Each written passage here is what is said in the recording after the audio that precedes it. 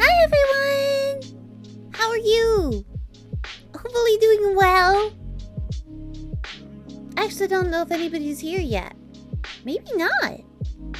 But either way, I'm gonna keep on yapping like you are here, so... Ah, hello! Someone is here! Hello, Harlock Sholmes from the Great Ace Attorney series.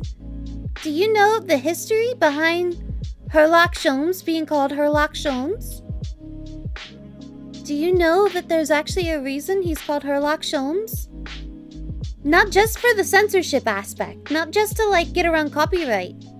There is a historical reason why they chose Harlock Sholmes in particular. There is a historical reason. It's really cool. And I know this because I ended up reading all the books. So, this is cool. I really enjoy this, like, little fact.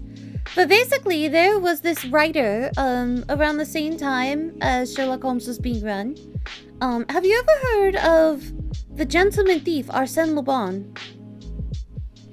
Arsène Lupin? So, he's like this dashing thief who goes around stealing stuff and, like, you know. Yeah. So, Arsène Lupin was a character created by this guy named Maurice Leblanc. Okay? And he wrote a bunch of interesting books. Yeah. He's the guy from Persona. Get out of here!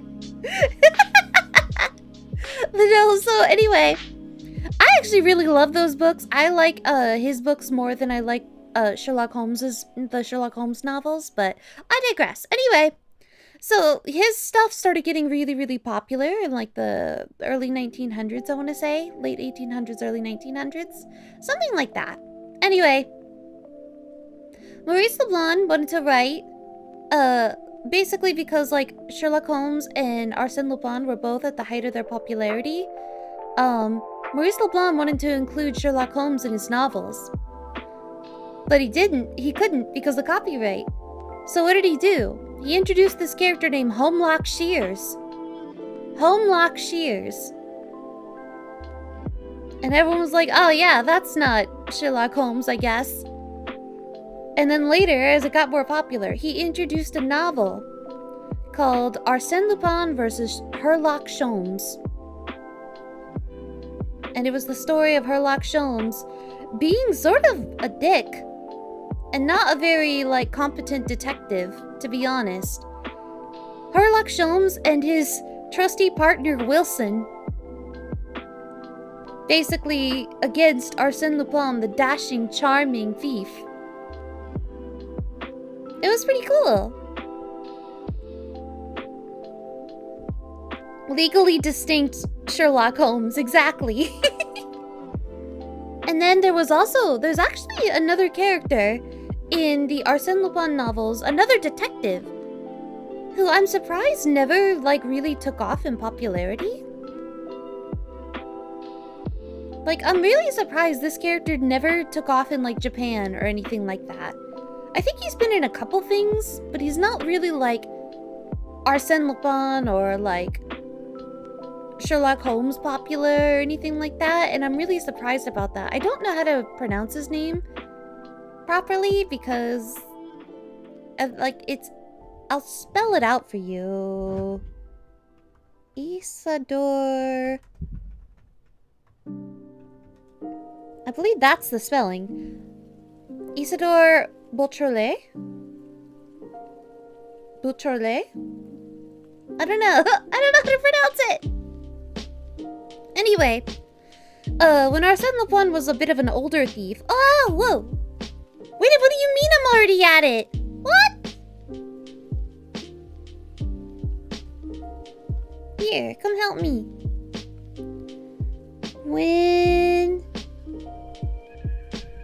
Wind, I can spell. Water, light, absorb. I didn't realize I hit it so quickly. Oh my god, I'm so powerful. So anyway, this kid is like a teenage detective. He's like 16 or something like that. I can't spell! No, I'm having trouble touching the keyboard because my mic is like right here. It's like right in front of my face. I don't have it to the side. It's not very handy. Here, I'll move my mic a bit. There. Now I can have my keyboard in front of me.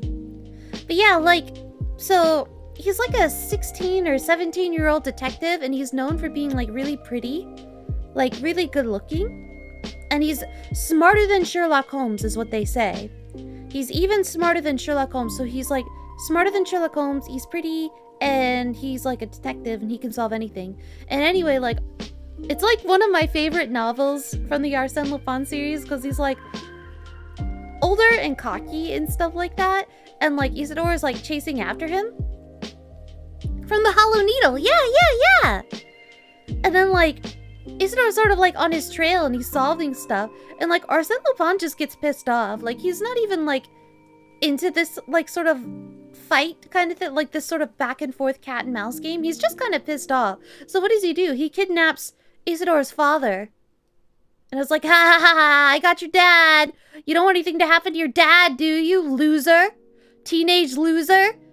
And then Isidore starts crying and he's like, please don't do anything to my dad. Please. He's like, what a loser. Like, he's such a child. It's really funny. If you think about the fact, I think he's like in his 40s in that novel or something. And I was like, are you kidding me? You're like such a piece of shit. Oh, nobody wants to do Belial. Oh, yay! Somebody wants to do Belial. Isidore walked so Kuro Shinichi could run. But yeah, I'm just kind of surprised that he's not more popular because he sort of seems to have like the recipe for success, you know? I guess because he was only in one novel? Because I think he's only in the one. It's been a long time since I've read it. Maybe a good 7 or 8 years. 7 years, probably.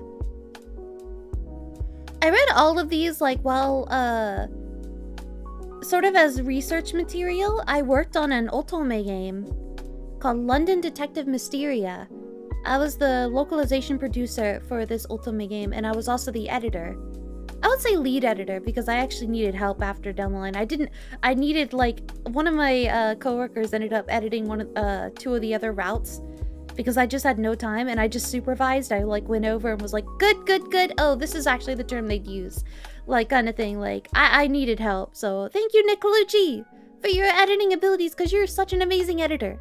But yeah, like I was the localization producer and lead editor for this like visual novel otome game that had a lot of famous like fictional figures or historical figures in it.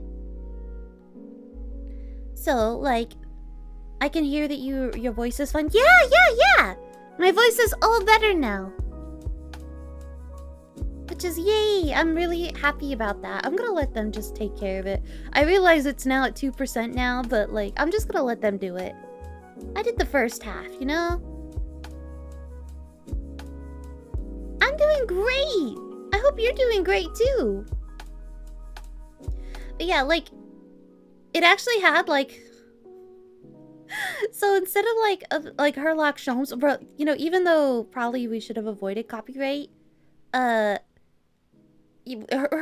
Holmes was in the novel, but he was a dad in this one. He was the father. The romantic candidate was not Sherlock Holmes, it was Sherlock Holmes' son. Sherlock Holmes! Dun dun dun! Although I didn't really like him that much. He was kind of a dick. I didn't like him. And Watson was a romantic candidate as well. And then Arsène Lupin's son was also a romantic candidate. Jean Lupin. And he was actually my... I want to say my second favorite. I think he was the most fun to write. But he was my second favorite boy in it. And I really enjoyed writing his route because I felt really... he was so flowery, so he was really fun to write in English. And then my favorite route was Jack the Ripper. Not because he's crazy, okay? I know I like Lovelia and stuff like that. I know what it sounds like. But he's actually the sweetest, like, kindest, like, shyest, awkward little bean in the entire world, and I really adored him. He was so sincere. And I actually kind of liked that he was, like, not attractive. Like, for an otome, like, lead, he's kind of described as being, like, pale and ugly. Like, his skin isn't nice and stuff like that. He's just sort of not the most attractive character. I mean, he's cute in his art because, like, you know, anime art, but, like, he's described as not being very attractive in person. And I just really liked his personality, and his story was so gripping. And he was the hardest character to write of all because the devs were super interested in English localization. And I took it very, very seriously. Because, like, I took all of my localization projects seriously. I'm just rambling, you guys, sorry. This is on my mind now. Light resist again? Alright, fire, earth, light, absorb. Help me. So, like, cause it was a Japanese developed Ultima game, and they were like, this game takes place in London. Can you do, you know, British, like, in the late 1800s, early 1900s. And I was like, yeah, sure, I'll do all the research I can and try to make the dialogue authentic to that era. And they were like, cool. Also, we have characters who speak Cockney. Can you do Cockney for them? And I was like, haha, yeah, sure, I can do that. Thinking it was going to be like a couple smaller roles or something like that. I didn't expect Jack the Ripper to be like one of the main romantic candidates when I started working on it. And then suddenly, like, I had an entire route for a character who spoke Cockney. And I was like, oh my god, I don't know how to write Cockney, especially Cockney from the 1800s. Like, are you kidding me? I don't know how to do that. So I ended up finding authors, like Cockney authors from the 1800s. And reading their novels, because they would write like Cockney characters, or characters that spoke with Cockney accents in that era. So I ended up reading like a ton of those and writing some pretty authentic Cockney for the era, which I was really, really proud of. But I actually did see like a few gripes after the game came out saying it was too hard to understand at times, and I was like, yeah, but it's accurate. It's accurate though. So I was still proud of myself. I had to write two distinct kinds of Cockney too, because like Jack in the game was he's really smart and shy. So he's not like crass or anything like that. So there's like sort of it's still like informal Cockney, but he sounds smart. And then there was another character who basically had to sound like drugged out of his mind. Like, just really informal, really crass Cockney. And I was like, oh god, now I have to do two different... I have to do one that's basically unintelligible because he's, like, drugged up. And then another one that sounds eloquent, but it's still Cockney. It was, like, yeah, it was really cool. Anyway, I'm done rambling.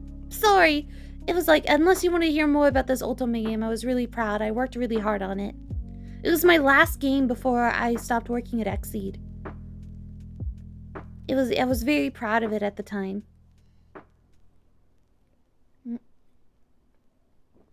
Maybe I'll play it one day, just because. I did like all the English graphics for it, like for the Vita version and everything. Like I literally, like, there was no part of that game I did not touch. It consumed me.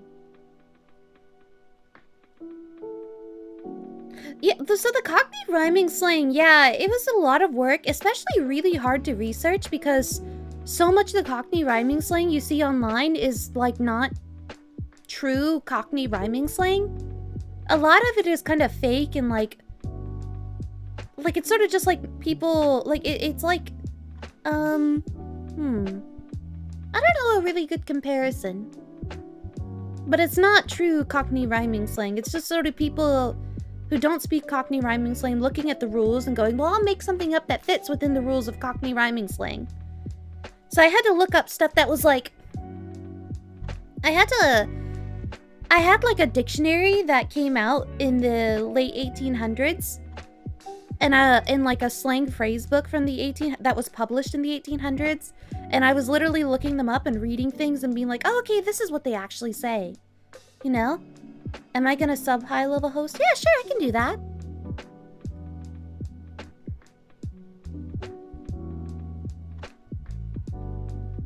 Should we start funding your Light Guild Wars now? Interesting update! Interesting update! Oh, by the way, random question. Do I sound okay audio-wise? I'm not, like, clipping or sounding crunchy or anything like that, right? Even when I'm, like... I don't sound like I'm peaking, even when I'm raising my volume. Do I sound fine? Let's go! I fixed it! I sound good! I got a new mic. I got a brand new mic. And now it should be actually louder. Like, everything should be louder, but not crunchier. Basically. It should sound much better quality. Yeah, it should be much louder, but it shouldn't sound crunchier. That was the hope. I wanted to do that. I fixed it! Let's go! I'm glad. Yay! Because like every time I watch somebody else's stream, I was just like, man, their volume is so loud and it sounds so nice. And like, why does mine sound like crap? And I bought a new mic. It wasn't a cheap mic, but it was a birthday gift to myself. I bought something called a Rode NT3G. My brain is flipping the words around. NTG3. A Rode NTG3. It's a shotgun mic. You use it a lot for commercials and stuff like that. So I can actually use it for my VO work too. There. It's a nice mic. It's a really nice... Oh!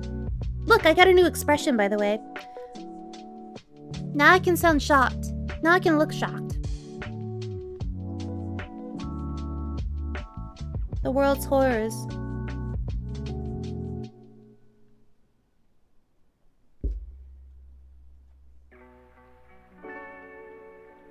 Hee. Yeah, so I got a new Rode, and I'm really exciting. It doesn't have a long boom. It's very like it's like a long thin tube shaped mic, and what it's meant to do is to like basically hone in like and focus on literally just the sounds right in front of it. And if you get really close to it in the booth and stuff like that, it's supposed to make your voice sound very present. Which is why it sounds really good for commercials and stuff like that. So it's really nice. And I'm very excited that I have it. It's not directional, yeah. So it's an interesting condenser mic because a lot of condenser mics absorb the sound around it. Yeah, it's not a cheap mic. It's not a cheap mic, but I am gonna be using it a lot regardless. Yeah, Hatsu, no more crunch. It's nice. I'll be using it for my VO work. I'll be using it for streaming. Like, I wanted to make the investment. I like investing into my career, you know? And I'm excited. It's a step up. Yay! I'm glad. Why do I have charge attack off in this fight? I don't know. Whatever. I don't play to win this fight. I play to full auto and let other people kill it for me. Could I kill this thing? Yes. I could kill Beelzebub easily. Easily! In any element. I just, you know. I don't care. So I know it'll die, so I just chose whatever team and let somebody else beat it. Alright, now I'll do subby. Gosh, what was I gonna say? Ah! Guild Wars! New mic, yeah! I'm very excited. I like the way it sounds. And hopefully you guys do too. It sounds like you guys all like it. Here, I'll let whoever join this first. And then I'll request out. It's John Granblue! You sound clearer than before, and your mic before was already clear. Yay! I'm glad! But yeah, so, Guild Wars. Like Guild Wars, right? I asked my boss for a few days off. So I'm gonna be... Guild Wars starts on April 7th. Okay, now I'll request. Guild Wars starts on April 7th, right? I asked for a day off April 7th through the 9th. 7th, 8th, and 9th. Let me look at my calendar again. I asked for a day off 7th, 8th, and 9th. So the first few days of Guild Wars. I'm gonna work on the 10th and 11th, which is Thursday and Friday. And then I'm gonna be... The weekend is the 12th through 13th. I have a class on the 13th that I have to go to. But it should only take up like 5 hours of my time. So I think it'll be fine. I'll just do that and then come back and do more Guild Wars. And then I took off the 14th and the 15th. The 14th is the last day of Guild Wars. But, I took off the 15th because I figured I'd probably be tired. So, konnichiwa! I don't know if I'm gonna... I don't know how feasible top 2k is. It may really be impossible. But I think I'm gonna try this year. So I'll probably be streaming a lot of Granblue during Guild Wars week. I may just stream the entire thing, so it could be some... I don't know, like I may not be able to say much or think much during it. But if you guys could support me, I'm gonna do my best to stay up all night and sleep during like the interlude and stuff like that, and then keep playing. I think my hours are gonna be a little weird. I don't know if I can do a 24-hour stream. I think the max on YouTube is like 12 hours, right? So I'd have to stop and then restart a new stream, huh?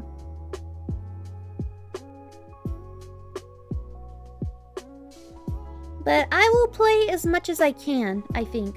It's 12 hours? Yeah. So I'd have to... I don't know, you guys, like... The thing is, you have to remember that I'm old. And I am being ambitious by saying I can get... that I can stay up late. I'm being very ambitious. It may not be possible. I may simply be too old for that. I'm old? How old do you think I am? Jesse, how old do you think I am?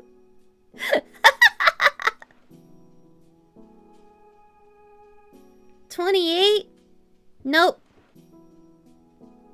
I wish I was 28 again. Man, those like... I burned calories so fast at 28. I'm 36.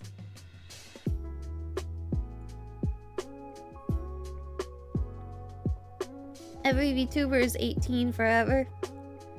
36 is pretty old in like VTuber years, I think.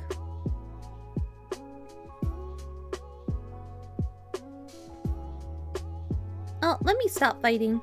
We're getting close to 10. We're at 10%. Yeah, I should stop.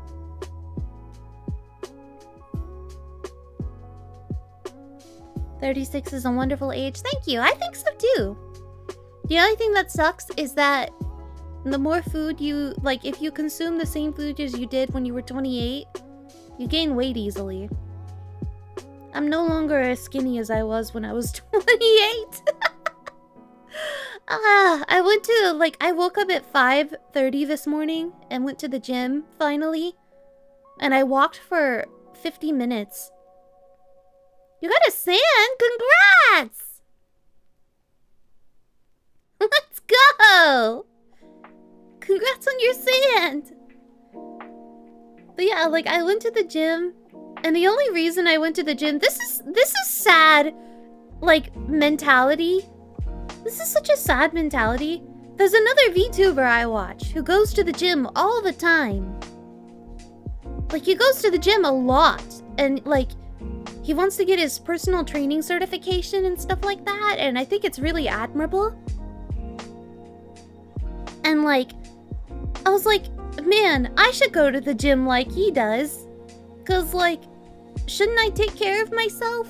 Instead of, like, sitting here eating bad food and stuff, like, all the time. And, like, drinking beer like I am right now. But it's my first beer in a while, so you know what? So anyway, like, I find like his dedication to the gym very admirable. And I was like, maybe I should at least make an attempt.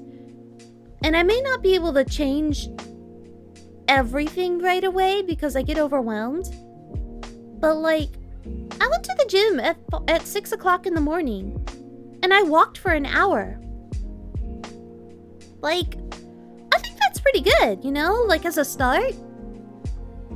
Maybe I drank a beer today, you know what I mean? But like, I still went and I walked for an hour. And maybe like, if I can get into a routine, maybe I can do like a lunch hour where I go and walk for a half hour. Or maybe I can walk in the evenings, or, you know what I mean? Like, it's a day one start. I already made like food changes. Well, my food choices aren't perfect, but like, my breakfast has been the same for months. And it's like a healthy breakfast. It's not a crappy breakfast, it's a healthy breakfast.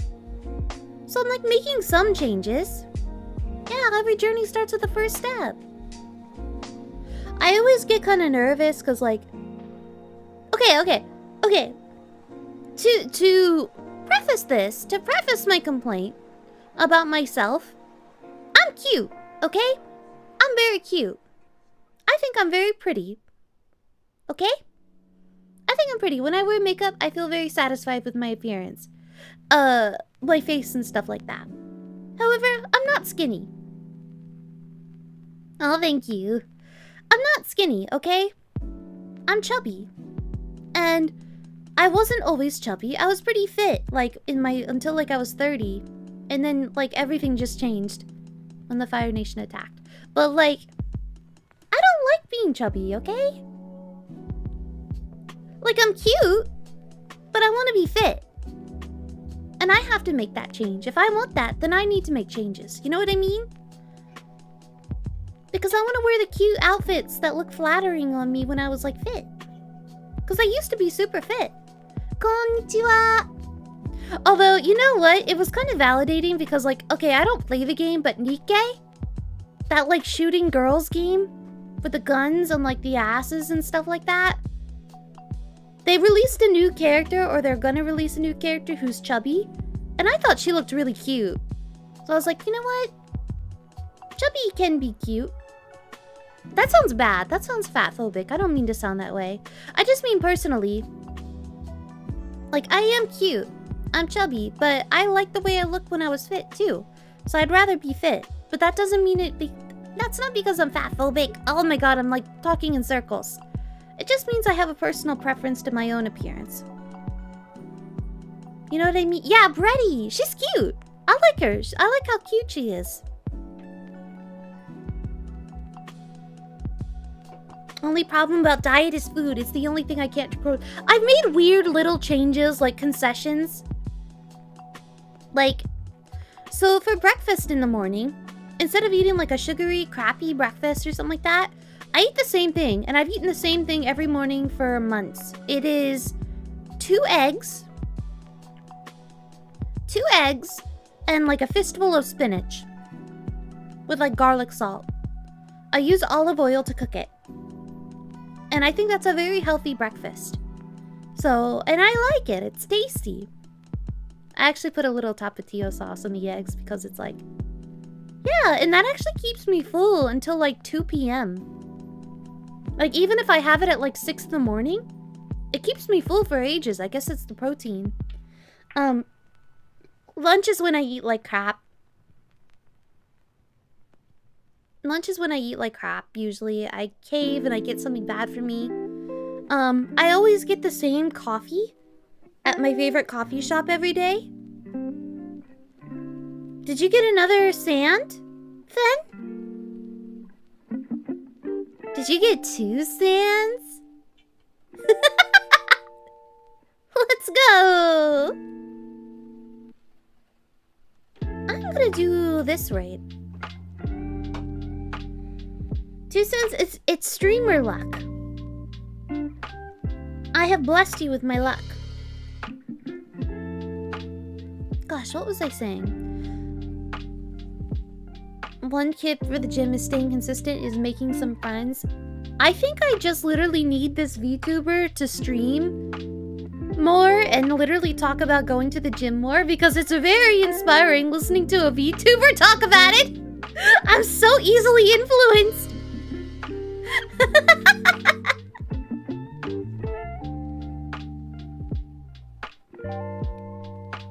I get a little bit like self-conscious because I'm not very fashionable. Like, I'm not a fashionable person, and I think clothes don't really look flattering on me.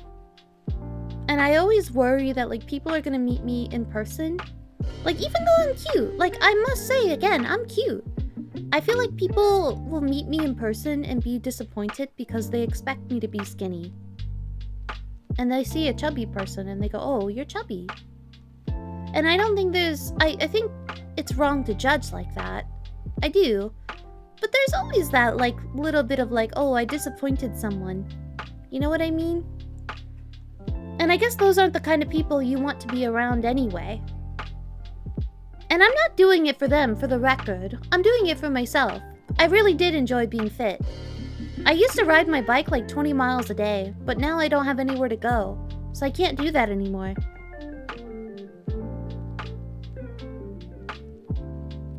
The most embarrassing thing about my workout journey that I started taking it more seriously when I started watching Blue Lock. Let's go!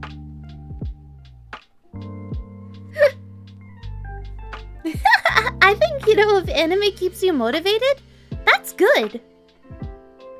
Anime should keep you motivated.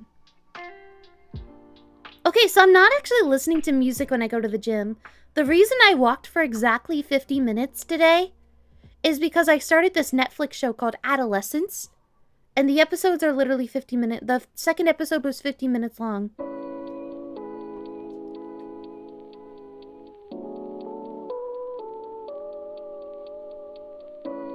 So, like, I literally just, like, I set my phone up and I watched an episode of Adolescence.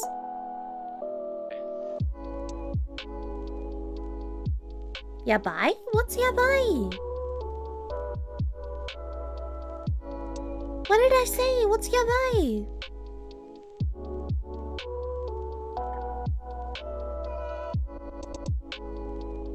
Adolescence is I've only seen 2 episodes, by the way. That show is really, really good. That first episode, like, really crushed my heart. It really crushed my heart. I was really shocked by it. Very powerful stuff. There was another voice actor who tweeted about it, Patrick Seitz. And I'm not close to Patrick or anything like that, but we have definitely talked on several occasions, and I sort of see him as like a bit of a mentor figure in this industry. I've worked with him several times, and he's really sweet, and like, he's very encouraging and very supportive. Like, if you need advice, he's kind of there for you on that kind of stuff. So, anyway, he tweeted about Adolescence. And I was like, what the heck?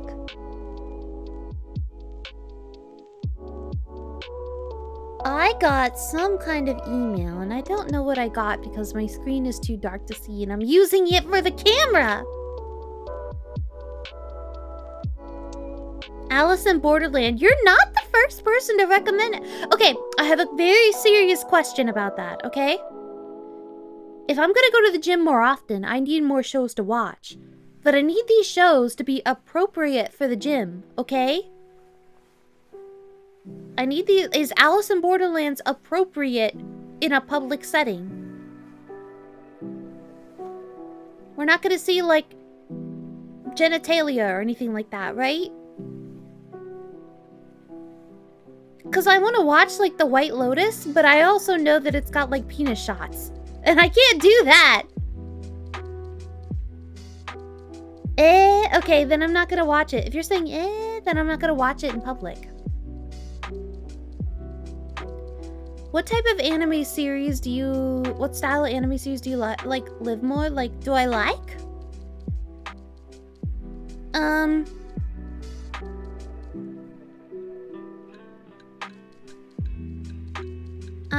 I actually have a list. This is so dumb. I actually have a list, like a notepad, text notepad of my favorite anime on my desktop that I update every once in a while.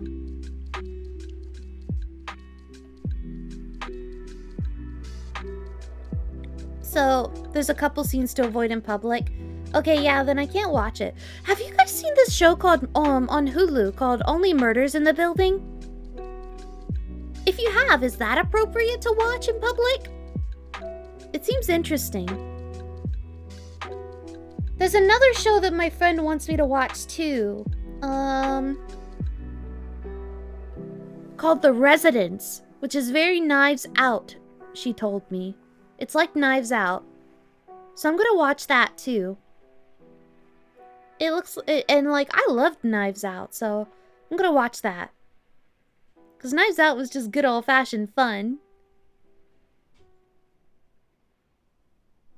I also have a notepad on my desk of what I need to watch. Notepad is a classic. You can't get away from it.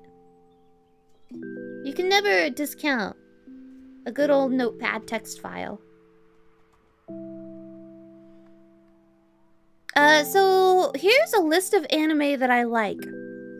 I tend to like stuff that's not too comedic. I mean, I like stuff that has funny elements, but I like the core of it to make me cry and feel devastated or feel some kind of emotion. Anyway, starting this off. At the top, Baccano. I like Baccano. It's a classic. It's really freaking good. If you've never seen Baccano, you should probably watch Baccano. The fact that it doesn't have a season 2 is a crime. The fact that it doesn't have a season 2 is a crime. It's a fantastic little show. Crazy, stylish. The English dub is phenomenal. For the record. It's a really great dub. Next. Barakamon? Barakamon. I don't know what it means in Italian, actually. Technolize? Oh god, that's a throwback. Barakamon is... Barakamon. This one is really wholesome and cute, and it made me feel things. It was really cute. One of the most... It's about a... Like... It's been a long time since I watched it. But it's about a, like... I think he's like an ink painter. And he loses inspiration. So he decides to go to this little backwater island. Like a little country island to sort of like reset his brain and get out of burnout and stuff like that. Calligraphy, yeah, he's a calligraphy artist. And like, he ends up like sort of gaining like new inspiration from this town. And it's really wholesome. And something particularly striking about it is there's a lot of the main characters are children. And they're actually voiced by children. So they have that adorable little child sound that's impossible for adults to replicate. It's really, really charming, and it made my heart just really warm to watch. I really enjoyed it. Next, Chihaya Furu. Chihaya Furu.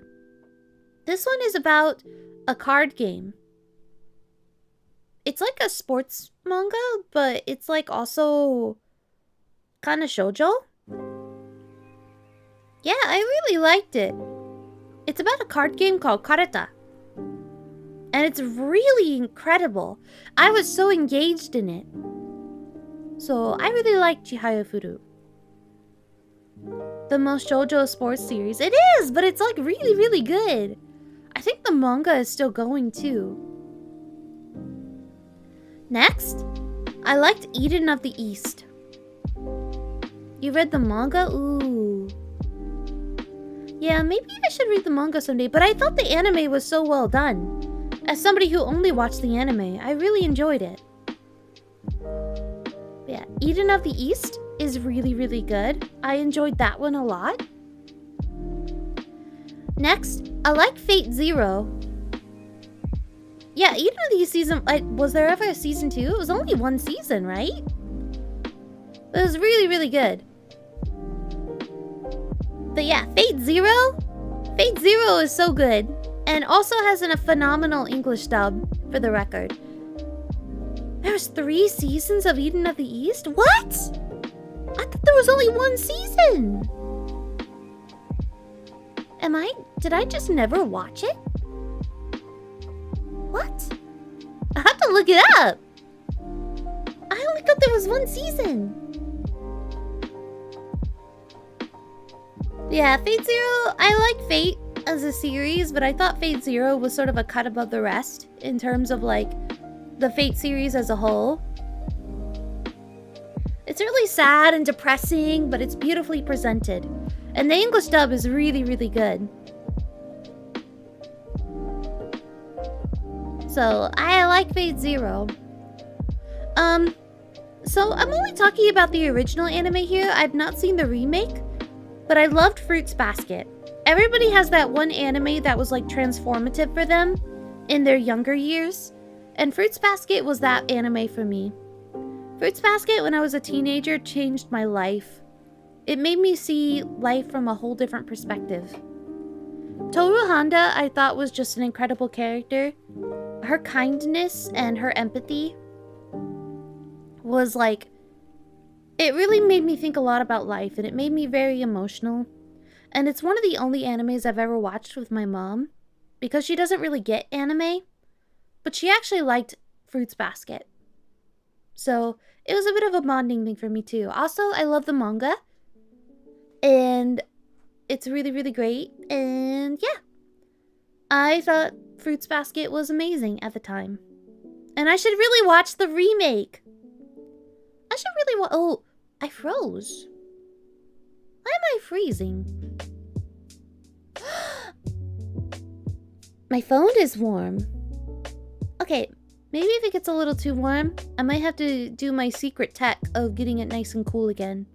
And by that, I mean I stick it in my freezer for like 5 minutes. We'll see, we'll see.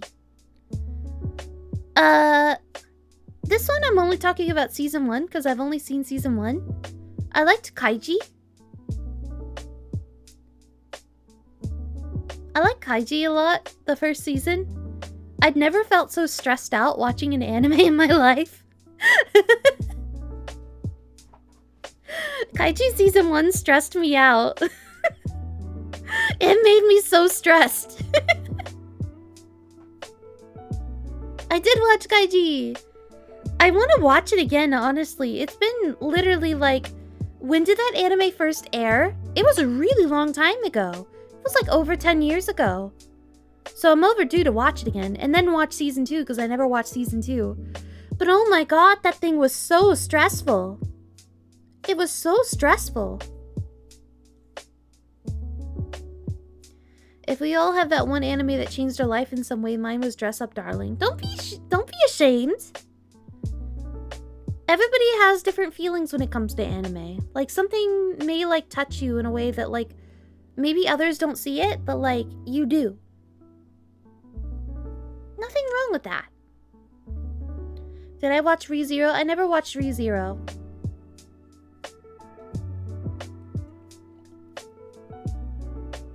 Admittedly, I don't really like isekais. There's a couple isekais I like Fushigi Yugi.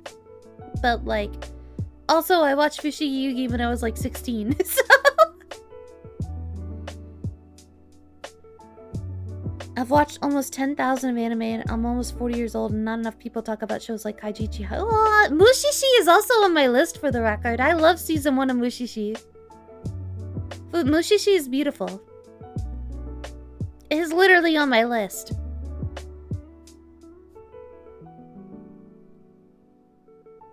Let's see. The next one? I'm only talking about season 1 here because I never saw season 2, which apparently isn't really in line with the original one anyway. I really enjoyed season 1 of Last Exile.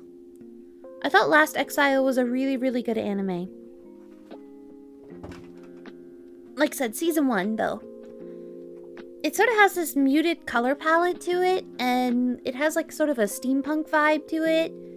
It was really good. I really enjoyed it when it came out. And then Monster. I really enjoy Monster, which admittedly, I didn't watch Monster for a really long time, even though I knew it was an anime that I would love. Like, Monster literally, like, hits the nail on the head of, like, anime I like. Like, it has everything I like. And yet I didn't watch it for the longest time, and then I finally sat down and watched it, and I was like, yep, I knew it. I knew this would be one of my favorite animes I've ever seen. You know what I mean? It was just like, that's to be expected. The only thing is, I think Monster could be remade. I think Monster could get a remake, and I think it could be a lot shorter, to be honest. I don't think it needs all that to still be great. Like, I appreciate it for what it is, but it could be a lot shorter. They could trim a lot of that fat. They don't necessarily need all that. But it's still a fantastic anime, and I'm still very moved by it. I think the story is really incredible. So, Monster. Monster is top tier. Ooh, I got earrings. The next one was Mushishi, which we just talked about. It's a beautiful anime, very calm, serene. It makes you sort of feel like... I don't know, there's something about it that feels ethereal. Mushishi is very, like, wonderful. And it's not... I feel like you could watch any episode out of order. You know what I mean? Like, you don't have to watch it in order. That doesn't matter. It's just literally one person's journey. And I think that's kind of cool that you can watch it out of order. What do I do next? Let's do Mugen. It's been a while since I've been able to sit and do dailies like this. It's so nice.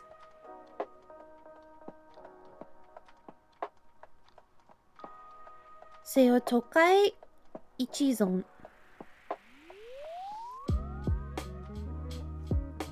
Here you go.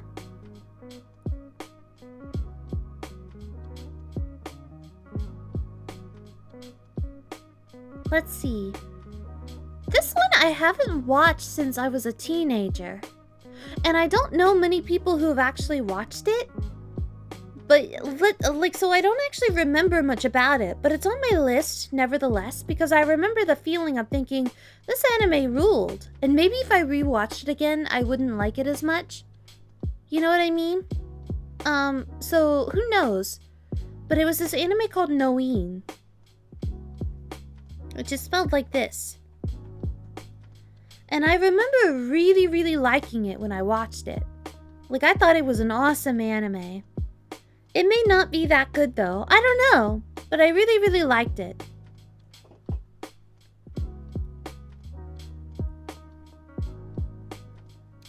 Who knows? Maybe we should watch it together one day. So that I can actually be reminded of whether it's good or not. Ah! No! I opened a beer and it got all over the place. Hold on, I have to get a cloth. Hold on. It's all over the place. Hold on.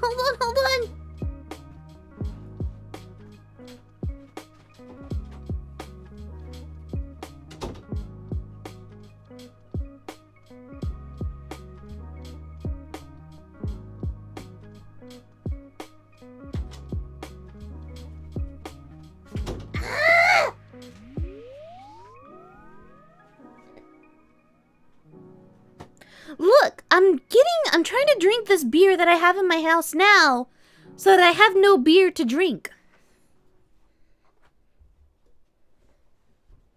That's the strat. I need to get rid of the beer in my house, so that I have no beer in my house to drink. And that way, I can be healthy from now on. There is a logic to there is a method to my madness. Oh my god, it's everywhere. Oh my god. You're supposed to just toss it. No! Porters and stouts are not cheap. Look, I only have 4 beers left. I just need to drink those 4 and then we're good. I'm not drinking all 4 tonight for the record. Although, should I get beer for Guild Wars? Like, am I really gonna, like, go through all of Guild Wars, like, staying up late without drinking beer? Like, just how many beer? I really haven't been drinking them, Asteria. That's the thing. I haven't been drinking them. So, like, I've been low on beer for a while. It's been sitting there.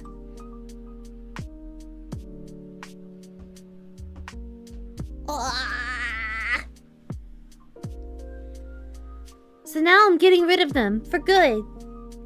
Unless I want to drink during Guild Wars or something like that, and that's different. I don't, like, there's no way I'll be healthy during Guild Wars. Like, I'm literally not gonna be sleeping. It's like the Green Goblin mask calling out to you. Exactly! You never drank in your life? That's fair! I'm literally, okay, so my personal opinion is that, like, I love drinking. I think it's fun. Thank you! Hatsu, throw it back! Heavy throwback. MP4. No, the grenade! So, like, even though I drink, I never ever pressure anybody into drinking if they don't want to, or if they've never felt compelled to. I don't think it's right to do that. So if you're somebody, if I'm drinking around you, and you have no desire to drink, that's the end of the discussion. You don't drink. It's okay. You know what I mean? I'll never be like, try it. It's great. Like, no, I'll just enjoy my beer. I drink water is my life. To be fair, I drink a lot more water than the average person. I drink a lot of water. I have a 32-ounce cup that I clean constantly. And I probably fill it up at least 3 or 4 times a day. I drink way more water than the average person. I drink a lot of water.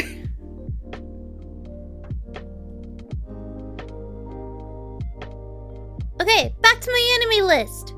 Back to my enemy list, because I want to talk about it. So after Nolene.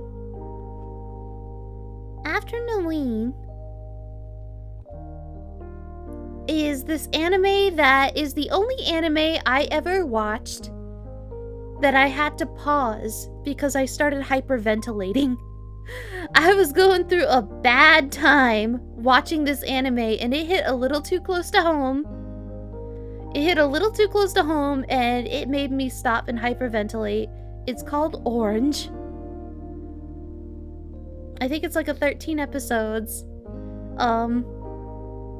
If you're depressed, you will relate to this anime, but it is not going to be the easiest time for you. Yeah, it's called Orange, like the fruit. It's a beautiful anime, and I felt so... I felt so emotionally tied to it. Like, it moved me more than any other anime I've ever seen. But because it related so strongly to my current life at the time when I watched it. Yeah, do not watch that if you are clinically depressed. Do not watch it if you are clinically depressed. Like, if you're a little sad, like, that's, you know, whatever, but, like, do not recommend if you are going through, like, actual depression, major depressive disorder.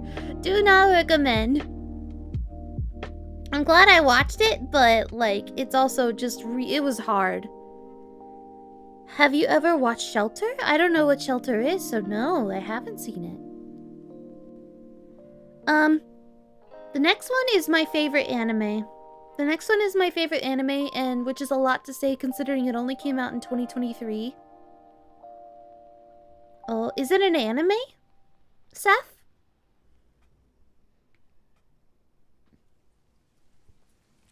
Shelter. Shelter. Shelter anime. Excuse me. Oh, well, the artwork for it is certainly pretty.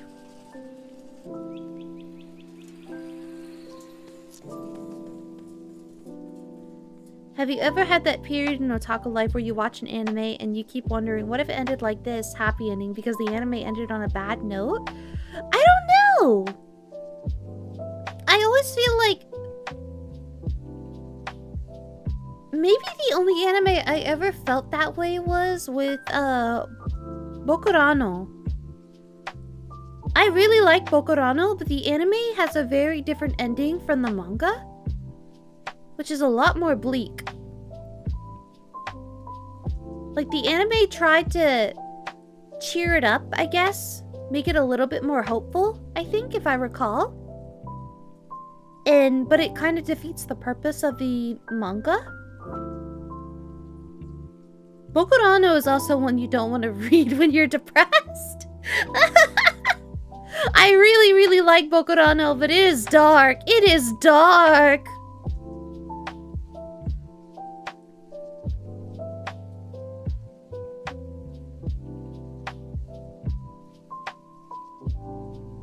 Yeah, the manga is actually really different. The anime and manga endings are extremely different.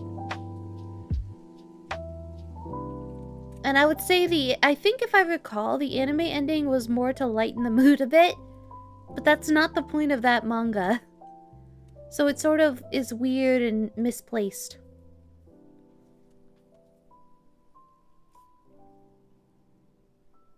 Let's see. My favorite anime. It only came out in 2023, which is crazy. But it's perfect. I think like 10 out of 10, no notes, perfect for me. Is this anime called Pluto, which is from the same manga artist as Monster, which is also one of my favorites. So, yeah, Pluto I think is absolutely perfect. It is a flawless anime in my opinion. I cried like every episode. It's beautiful. I don't know what else to say about it. It's literally perfect. And the English dub, holy crap, it is god tier. Like, literally, the anime dub has Keith David in it. Keith David! Holy crap! So it's amazing. It's really cool. And you know, I kind of feel weirdly honored because the studio that dubbed Pluto, called Ayuno, I work there now. So now I get to know the people in charge of like creating that dub by association. I know those people now, and I keep telling them, I'm like, I love Pluto. I'm obsessed with Pluto. It's my favorite anime. And they're just like, oh, stop. Tell me more. Yeah, Pluto is perfect. Pluto literally is a flawless anime in my opinion. This only had one season. And it's very disappointing that it only had one season. Because it was really, really good when it was airing. Every week, I loved looking forward to every episode. It's this anime called Princess Jellyfish. Princess Jellyfish. It's like a josei, like, fashion anime. But it's really, really, really cool. And it's really, really, like, fun and charming. And it has arguably one of the best anime openings of all time. I still think it has one of the best anime openings. Because it has like 20 references to like famous like American TV shows and movies and stuff. Like, it's really, really cool watching the opening and be like, oh, that's a reference to The Graduate! And stuff like that. Like, it's really, really cool. Shinsekai Yori. I don't know what Shinsekai Yori is. You're mentioning animes I don't know. Shinsekai Yori. From the New World. Oh, I don't know this one. There's so many anime I have to watch. Although I never know what anime is like appropriate to watch in public, so who knows? Another anime I really liked. I found it very good. Also, it has one of my favorite villains that was ever in anime. It has one of my favorite villains and one of my favorite stories, like anecdotes. Hi, Starry Tachibana. Hello. Yeah, I kind of like darker stuff that kind of moves me. Like, I like to cry and feel like emotional and stuff like that when watching anime. I don't like fluffy, lighthearted comedies or anything like that. I mean, I can watch some, but if it's like slapstick, I just generally don't connect with it. But like, let's see. This one was called Psycho-Pass. Psycho-Pass was really dark, and I really loved it. I loved Psycho-Pass. Yeah, like Psycho-Pass was like basically like very violent, but the violence had a point to it.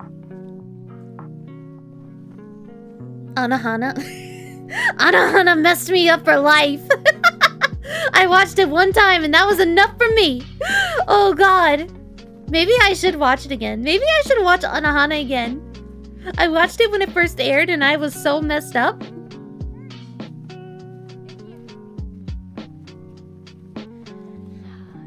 Yeah, I've only actually seen season 1 of Psycho-Pass, to be honest. I've never watched the movie or anything else of it. The mangaka of Psycho-Pass has done a detective story. Oh, cool! Which one? But yeah, I have a really interesting story about Psycho-Pass. So, one of my favorite villains is from Psycho-Pass. It's called, his name is Makishima. He's one of my favorite villains in anime. I thought he was just really well done. Yeah, Makishima. I think he's really great. I really liked his character. So anyway, when I worked at Exceed Games, I went on a business trip to Japan. And my boss was very highly amused by the fact that like I was into anime and stuff like that, but I was trying not to be a weeb. I was trying to be a professional in front of these Japanese executives who make way more money than I do. Especially like when they're multi-millionaires, you know what I mean? They're CEOs of companies and stuff. And he was like, hey, her? She's never been to a hostess club before and she wants to go. And I was like, are you kidding me? Don't make them take me to a hostess club. And they were like, you want to go to a hostess club? Yeah, let's take you to a hostess club. So anyway, we went to the top floor of this high-rise building. It must have been like 50 floors. Something like that. And like at the top floor, we went to this hostess club. And these women were like top shelf hostesses. Like they were in ball gowns.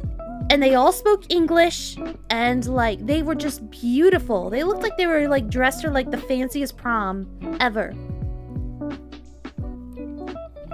Anyway, I started sitting down and talking to this hostess, and she was really pretty and cute. And we started like, and I was just like, hey, so what do you like to watch and stuff like that? And she was like, oh, I like watching anime. And I was like, really? So, I like watching anime too. And she's like, oh, which ones do you like? And I said, I really like this one called Psycho-Pass. And she was like, oh, I love Psycho-Pass. She goes, the villain, Makishima, I love him so much that I wish he was real so he could murder me. And I was like, whoa, I hit the bingo with hostesses right here. Oh, man.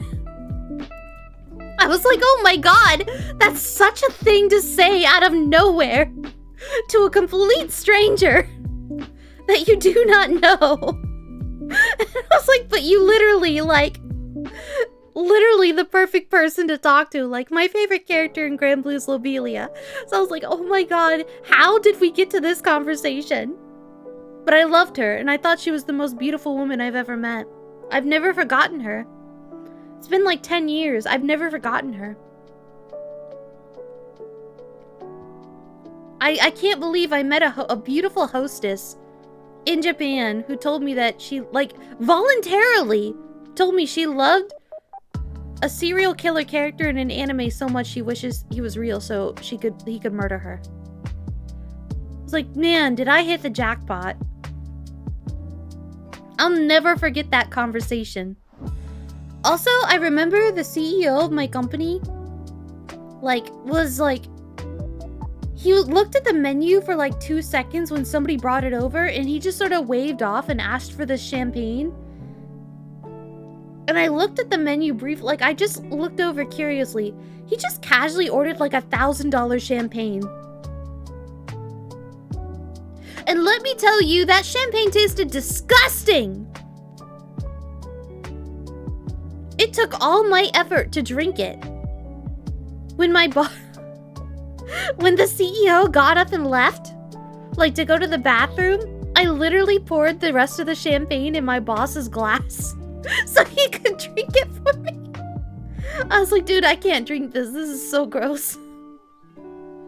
And my boss at the time, he was like a big brother to me, so he kind of just let me do that stuff. He was like a big brother figure. Anyway, that's my memory with Psycho-Pass. I highly appreciate this woman for just existing. I lived a grand, glitzy life, didn't I? Next on my anime list. Next on my top anime list. If you haven't watched this anime, you are doing yourself a disservice.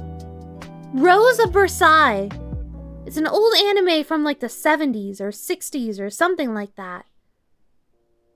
Rose of Versailles. It is so good. It is so, so, so good. Versailles no Bara. Yeah. Bara no Bara wa. Yeah. Lady Oscar. Yes. I did actually watch it. I remember when I watched it. I had the flu and I was home sick. And I was like, I'm gonna lay on my couch and I'm going to watch anime. I was like, let me watch Rose of Versailles. I think I can probably fall asleep to this or something like that. I wasn't expecting to like it. And then I literally ended up staying up while sick to watch it. I literally stayed up like for days just binging it. And it was so good. Rose of Versailles is a top tier anime. It's wonderful. And you would think that it wouldn't age well, but it ages beautifully. SSSS Dinah Zanon. What is this? What is this anime? Tell me about it. Tell me why you think I would like it. Sell it to me.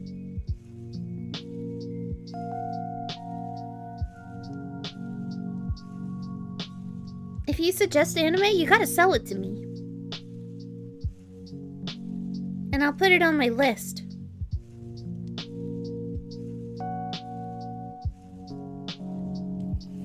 Excuse me, I just had a beer burp. I don't know if you could hear that one. In my old mic, you couldn't hear them. But you might have heard them on heard them on this one.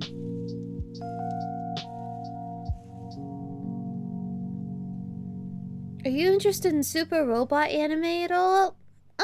As long as they're like characters and like a plot and stuff like that. Like, you know, as long as there's more to it than just robots fighting robots, I guess. I think robots are cool, don't get me wrong, but like, I need characters. You still miss the burp? Let's go. Did you watch Moriarty the Patriot? No, I haven't watched it, but I know Ryan Colt Levy is in it, so maybe I should watch it regardless. I'll add it to my list.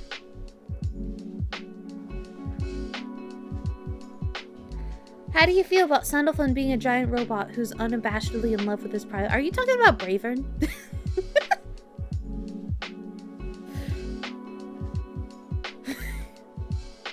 I've seen Bravern, don't worry. I was like Bravern shocked me. It was like the horniest robot in the entire world. And then like at the end, you're thinking like, they're not gonna go for it. They're not gonna make him a gay robot. And then they did! actually canonically gay robot. I had to respect how bold Cygames was with Bravern. It's not my kind of anime, to be honest, but I enjoyed it because I was watching it with friends. So I respected its game.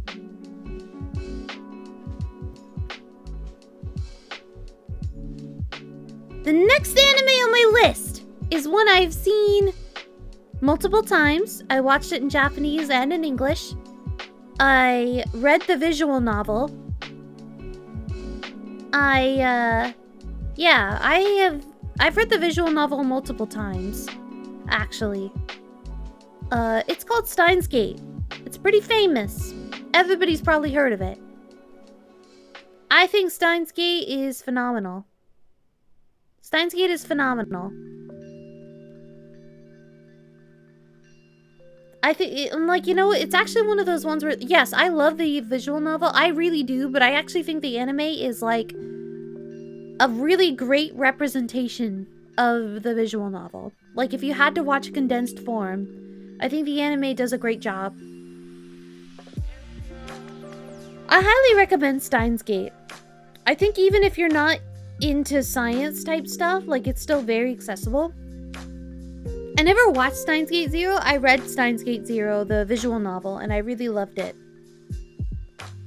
I truly love Steins Gate. It is, if I, like, talking about this list of, like, top anime, it's up at the top of, like, of my top list. It's at the top of the top, basically. It's a wonderful anime. Clearly, everybody's reaction to it, like, shows just how good it is. If you've never seen it, it's about a guy, like, I'm gonna say the main character is obnoxious as hell. Keep going, because that is the point. Him being obnoxious is the point. That boy will get a reality check. So I'm saying, like, if you're turned off by the main character, please keep watching. Or please keep reading. Both are amazing. Yeah, like that visual novel is really hard to replicate into an anime form. And I think they did a brilliant job of it. Like, I really think that the anime is brilliant. Because it's a very complex visual novel. So it's really, really, really good. And yeah, the localization is really, really hard, really, really good. The English dub is really, really good. Like, it's very, very good.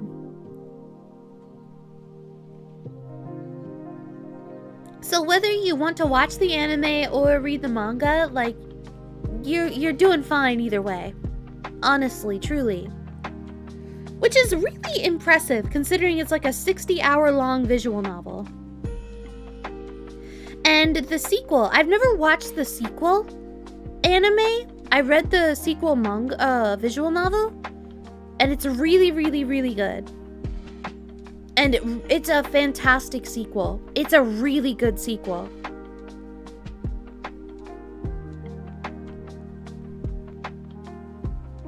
A Steins Gate remake? I didn't realize they were gonna remake the anime. That's crazy, because the original was already really good.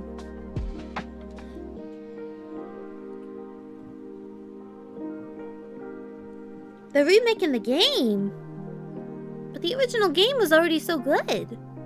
What are they gonna do? The original game is perfect.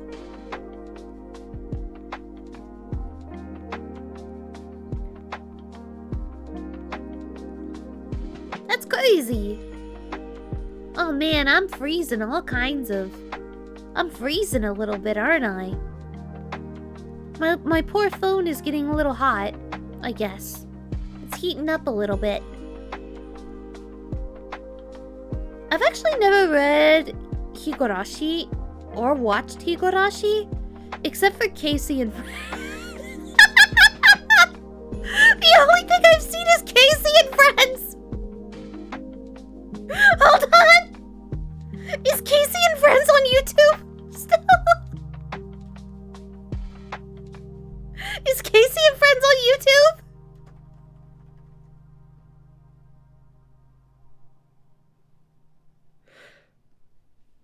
You know what? I'm gonna play Casey and Friends.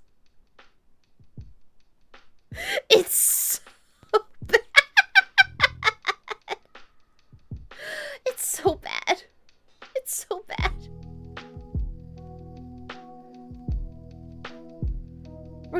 We're just gonna play Casey and Friends. I don't think the people who re-uploaded Casey and Friends are gonna mind. I don't think they're gonna mind. This is all I know about Higurashi, by the way. This is all I know about Higurashi. Other than the nail pulling scene. Anyway, if you in the US, there was this company called 4Kids that was, well, for context, there was this anime or this company called 4Kids that used to publish a lot of anime on TV. And they censored a lot of anime. A lot. They censored it heavily. And rewrote entire plots. And so this is a play on 4Kids. This is a 2Kids anime called Casey and Friends. Anyway, oh, it's Fleon. Fleon is live right now. Hi, Fleon, I guess. Anyway, that's Casey and Friends. No, Fleon, I can't! No! No! Fleon, stop! I can't! Okay. Fleon! I was like, no, I can't. I have to support your stream, but I can't watch your stream as a mirror. Oh my god, so that's Casey and Friends. Like, so that was 4Kids. That literally was like a 4Kids dub. Like, that's what 4Kids dubs were like. They were highly censored. Every character had their names changed, like, to sound more American. And, like, it was crazy. Fleon simping stream, like, yeah, I would simp over Fleon. I love Fleon. And Fleon welcomes simping, so it's not even creepy. I think that video did something I might never recover from. It's a great video. I love Casey and Friends. That's all I know of Higurashi. However, I have read all of Umineko, and I sobbed like a baby. I believe in magic. Have you watched it? Have I watched what? By the way, I originally had this video up for a completely different reason. Look at this!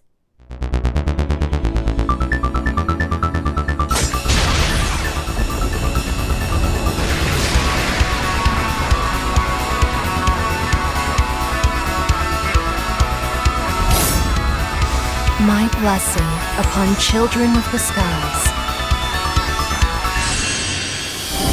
Granblue Fantasy versus Rising. Like,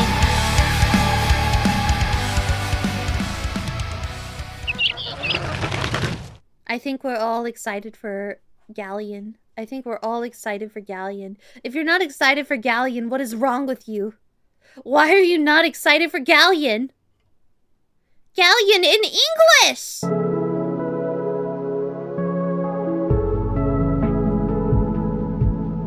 As a Spanish speaker myself, I lost my brain here. Thanks for the laugh. Anytime! Anytime I want to talk about the fiesta. But yeah, I have read Umineko. I love Umineko. I think Umineko's great. I want to reread Umineko at some point. Umineko was actually the #1 visual novel I wanted to work on. I wanted to actually relocalize it from the ground up. I wanted to, because as somebody who worked in localization, that was the #1. Like, if I had to pick any visual novel that I would want to relocalize, it's Umineko. No disrespect to the fan translation, but it is a fan translation. In the sense that it is unpolished. Not every fan translation is unpolished, but that one is pretty unpolished. And the official localization basically used the fan translation outright. So, the official localization, I personally feel, is very unpolished. So, I would very much like, if I could redo it. Music, is it loud for anyone else? It's not any different than before. Is the music too loud now? But it's no different than before. Oh, wait! I turned it down a little. Hold on, let me turn it down. I did turn it up. I did turn up my music some for Casey and Friends. You're right. I turned it up for Casey and Friends because the volume was low for that. Now it should be better. I turned it up. I turned it down. You're right. I turned it down. Hopefully this is better. Is this better? Better? Yeah. Sandalphon, Galleon, Wilness, Megan, Ilsa. Exactly. This is exciting. I love you. I wanna hear them all in English. I can't wait.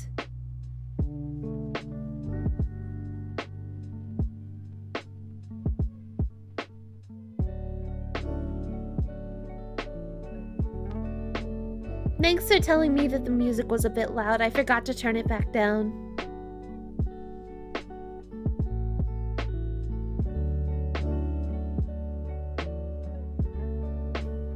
And yeah, like I really like that they already gave a preview of like Callian sounds like in English.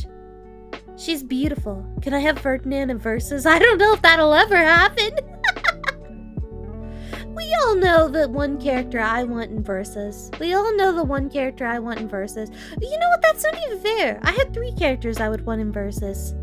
And it's not... Again, I have to preface this because I voice a character in verses. This is not me spoilering. This is not me breaking NDA. This is me as a Granblue fan talking about characters I ringed and I'm talking about obsessively in Granblue. Number 1, Lobelia. Obviously, Lobelia. Obviously. Number 1. Number 2, Cassius. Cassius is my other favorite. I love Cassius.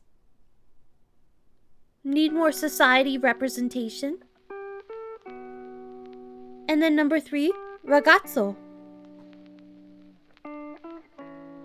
Lobelia, Cassius, Ragazzo.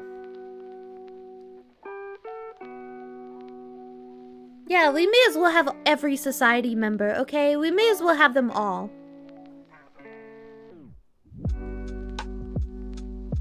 And Rising is very successful. I hope that they continue it for a long time. Not just because they keep bringing me back and paying me gacha money. All of my paychecks, whenever I come in for Granblue, for Rising to voice Anilla, all that money goes straight to gacha. Thanks for funding my gacha roll, side games. You want to see Elior?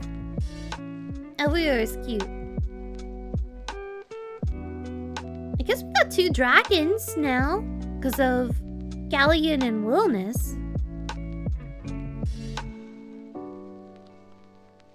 You guys, I'm gonna be right back, okay? I'm gonna be RB.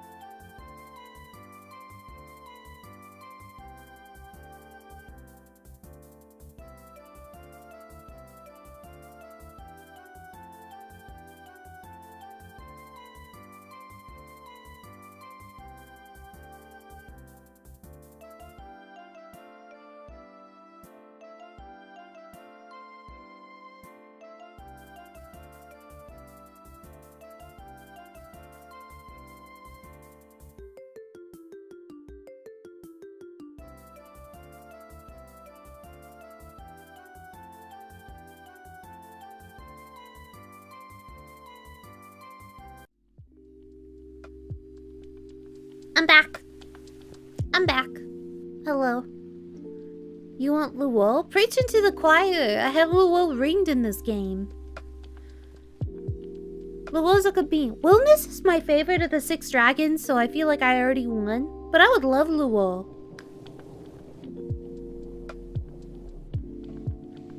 Oh.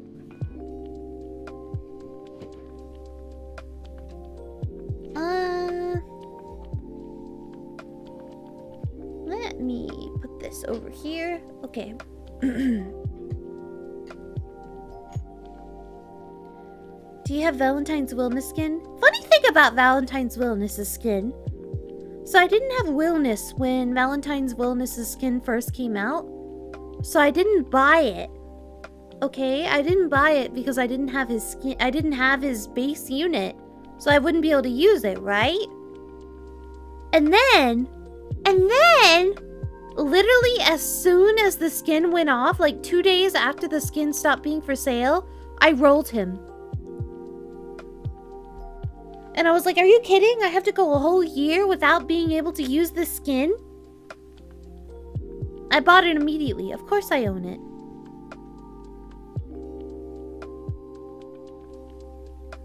Wellness. Melee. It's right there. It's selected even. It's equipped. It's equipped. Wellness is my favorite of the 6 dragons. I like his personality. He's just big and happy and sweet. He's just a big old guy.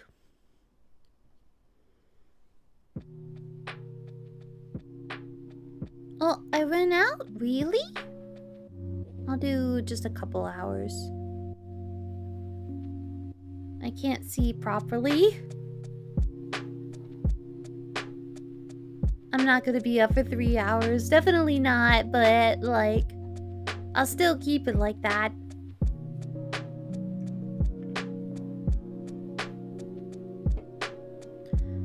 Actually, let me see if I can set it.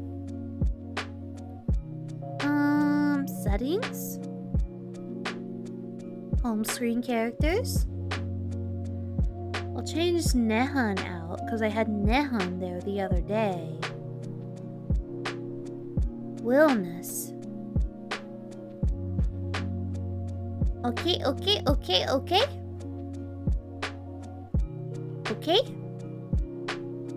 Summer ragazzo. Yukata Anila. Cassius? Valentine's Day Willness! Since we talked about him. He can be my stream character for the day. You gotta go to bed? Well, thank you for hanging out with me. I hope you have a wonderful sleep. May it be unproblematic and calm and no waking up and tossing and turning in the middle of the night.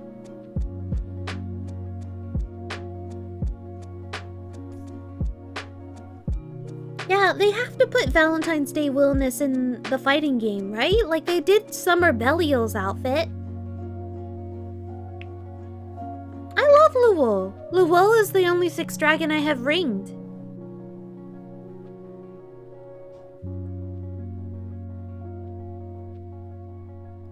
Yeah, may you all have good rolls. May you all have brilliant rolls. Let me finish my anime list. I'm almost done with it. Let me finish my anime list. Because I'm getting near the end. The last one I talked about was Steins Gate. That's S. There's only a few more left. So. The next one on my list. The next one on my list is Terror in Resonance. Terror in Resonance. Which actually is one of the few animes I've watched where I actually thought it could be shorter. So, like, usually when you watch an anime, you're like, oh, it should have been longer. There should have been more to it. But I actually think Terror and Resonance could be shorter. So I really liked it. I thought it was a beautiful. I think it has one of the best anime soundtracks, personally. I think it's really good if you feel like sort of being emotional in the mood. And I think the thing I really appreciate about Terror and Resonance is I really like the motivations of the main characters. You sort of learn their motivations at the end of the story, like why they do what they do. And I thought it was extremely justified. I thought it, like, normally those kinds of reveals can be disappointing, right? But in my case, I thought it was very understandable what they were doing, why they were doing what they did. So, for that reason alone, it's one of my faves. I think I really appreciated what it did. This anime is kind of old, and it's visually very interesting and weird and experimental. There's no other anime that looks quite like it. Also my favorite, The Count of Monte Cristo, which is based off of the novel, but very different from the novel. Very different from the novel. The Count of Monte Cristo was crazy. Yeah, Gankutsuo. It was a really good anime, but it looked weird as hell. Oh, actually, I'm gonna try this team I saw for Fedial. Hold on, let me try this team real quick. Oh no, did I already do both my Fedials? No, I can't. Yeah, it's very trippy. The visuals were weird and experimental, but the anime was cool. Also, that soundtrack? Holy crap! That soundtrack is amazing! Ever seen Case Study of Vanitas? No. Should I watch it? Do you think I would like it?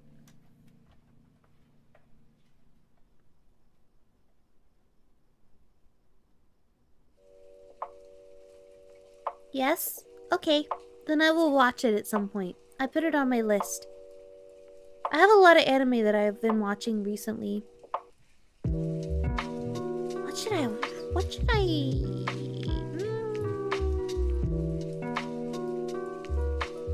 Let's do Atum.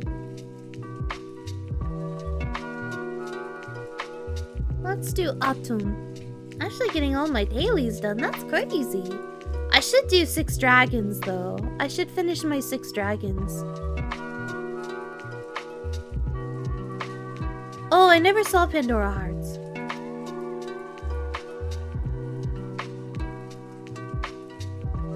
Because Yoko Kanno worked on it? Yeah, Yoko Kanno is an amazing composer. But I gotta say, Terror and Resonance touched me, like the soundtrack touched me in a way a lot of other anime soundtracks don't. Yeah, the Count of Monte Cristo soundtrack is amazing. It's amazing.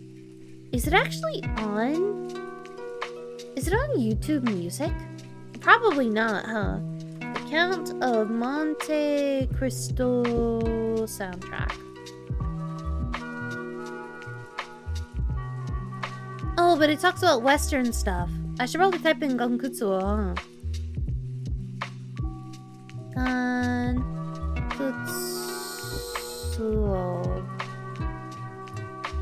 OS. Immediately what pops up is Kaisho. Oh wait, for those who never heard the Gankutsuo soundtrack, this is like the soundtrack that's being talked about. It's incredible. It's a really good song.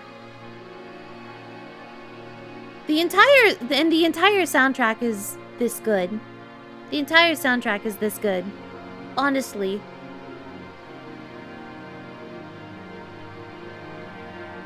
You gotta hit the bed, enjoy the...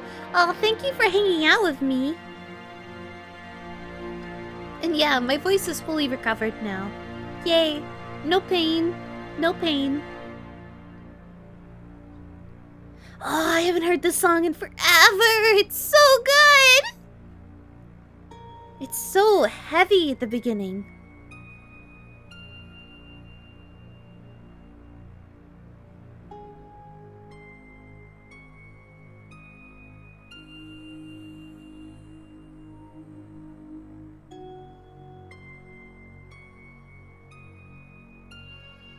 I'm basking.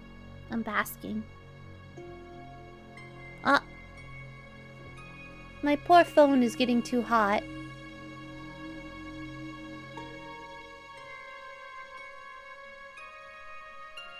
I need like a cooler for my phone when I stream, I guess.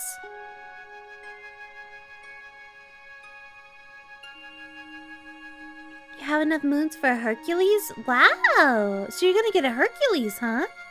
You're not gonna save for an Illustrious?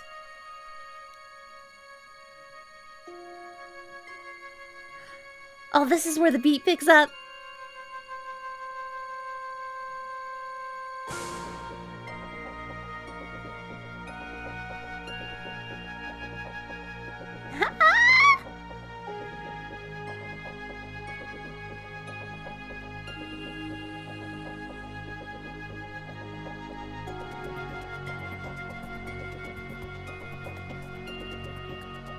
It's another word for tsunami. It picks out.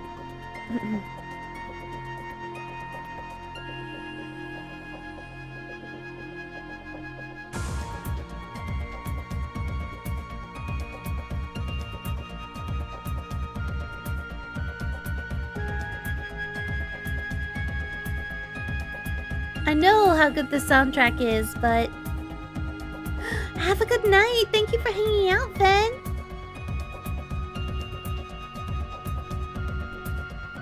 Yeah, what's really amazing about the Gankutsuo soundtrack is that it does have like it's inspired by a lot of classical pieces, but it does have like a whole new twist to them. I mean, even the anime itself is based off a classical novel, but a completely different perspective.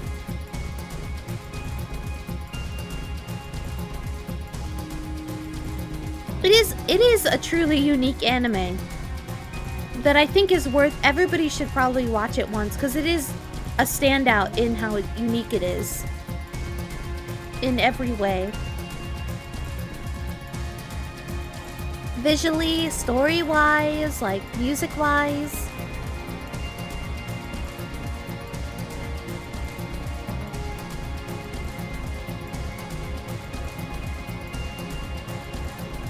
Even if you didn't read the original novel, you should probably watch it. It's quite different.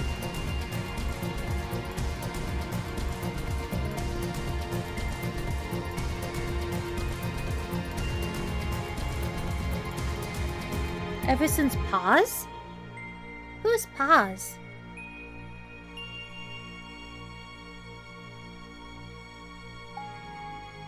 It is a pretty satisfying revenge story, yeah.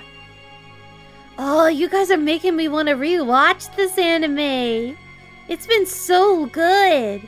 Oh, Poseidon. That's who you were talking about. Beat's about to drop again.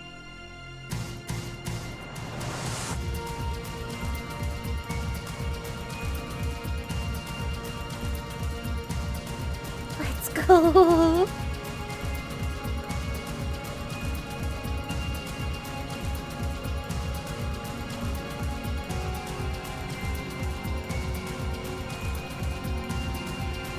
I'm just basking.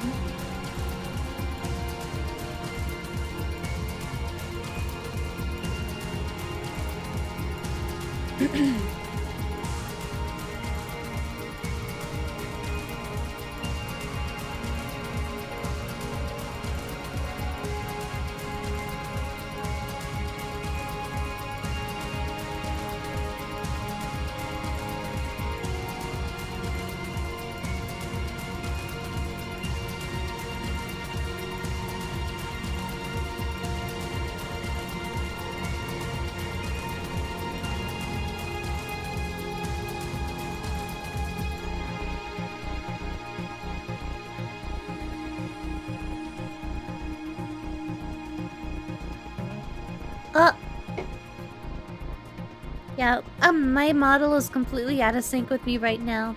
My poor phone is too hot. It's heated up. It's too hot. Uh-oh. Oh, now it's caught up. Oh my god, I want to rewatch this anime so bad. I want to rewatch this anime so bad now.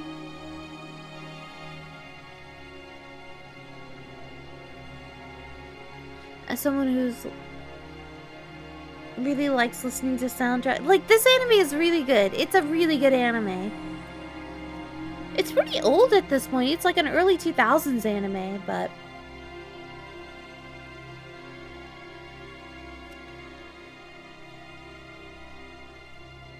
the entire soundtrack is brilliant. It's really, really good. And again, like, watch it with consideration that it's based off a classic novel, like a novel you can read for free from the library. Oh, it immediately jumped into playing Chrono Cross. Where is... Alright, we're back. Anyway. Oh yeah, the ending theme is really good too. Next on my list is a bit different. Next on my list is a bit different from the other anime that I've liked that are more emotional and dramatic and stuff like that. I really like Tiger and Bunny. I really like Tiger and Bunny. It's like the only lighthearted, like one of the few lighthearted anime I have at the top of my list. If you've never seen Tiger and Bunny, it's about superheroes that are sponsored.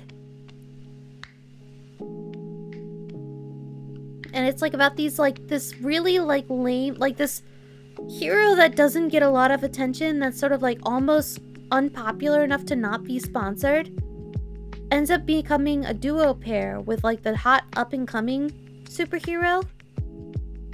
And, like, they don't get along, but eventually they kind of do. They're kind of wives to each other. Like, it's really, really good. It's a really good, like, superhero anime, basically. It's about as close to, like, the feeling of, like, American superheroes as an anime can get, I feel like. As a Japanese anime can get. Because it definitely is inspired by American superheroes. And it's really cool. And I actually like the fact that the first season of the anime actually uses in real life sponsors. Like, one of the characters, like one of the superheroes, she's sponsored by Pepsi. So, like, her outfit, like her superhero outfit actually has the Pepsi logo on it. And it's really fitting. It makes sense within the context of the story. So it's really cool. And it's not very dark. It's really cool. And I like how the main character is like... He's like, what, in his late 30s or something like that? And he has a daughter and stuff. Like, it's actually kind of nice. He's not some young guy.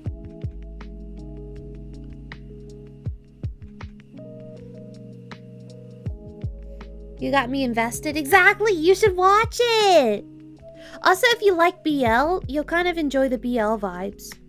But also, it's kind of nice because the cast is pretty diverse. Like, not to, like, call out anime, but, you know, anime isn't always the most, like, diverse in its cast. Like, usually people are, like, white looking. Even if they're, like, Japanese, they're very pale-skinned and stuff like that. But, like, I think it's cool that, like, one of the main characters is black. I think it's really cool. A lot more anime deserves a lot more diversity in its life, you know? Or even if, like, a character is, like, darker skinned, it's usually some sort of nebulous background. It's not really based off of any particular culture.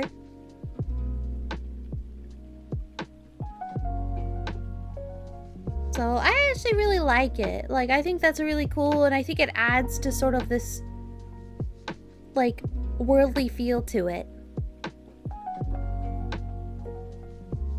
Have you watched Buddy Daddies at all? I watched a couple episodes of Buddy Daddies. Yeah, I should watch that. It's kind of cute, right? I don't know Sunny Boy. No, I don't know that one.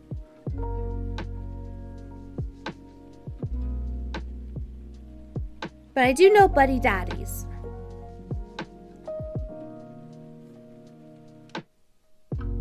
Let's see. What else? Oh, next on my list. There's only 2 more on my list. Only 2 more. Bear with me. We're almost there, you guys. We're almost at the finish line. The next one on my list is Wolf's Rain. Wolf's Rain was just a really sad, depressing anime. It was just sad and sort of bleak and like beautiful and nebulous and like, I don't know. I loved Wolf's Rain. It also has one of my favorite like songs. Like the soundtrack is absolutely stunning. The soundtrack is absolutely stunning, first of all. Like, it has one of my favorite songs. It also has one of my favorite relationships in anime. I think Cheza's relationship with the wolves is just really, really beautiful. There's something very pure about it. Like, it is truly just an instinctive love. And something about that I really connected with. So, Wolf's Rain is really, really, really good. It's not the happiest anime, but it's not trying to be too depressing either. It's just sort of... I don't know. I don't want to say bleak. It's not bleak. There is a form of hope in it. But it's sort of... It's like winter. It's just like an isolating winter. It's the feeling of an isolating winter. I don't know how else to describe it.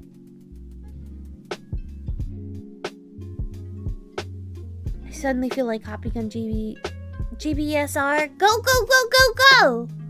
I believe in you. The last anime on my list of things I've watched that I love. And this really sells it for me. This is really in line. Your Lie in April.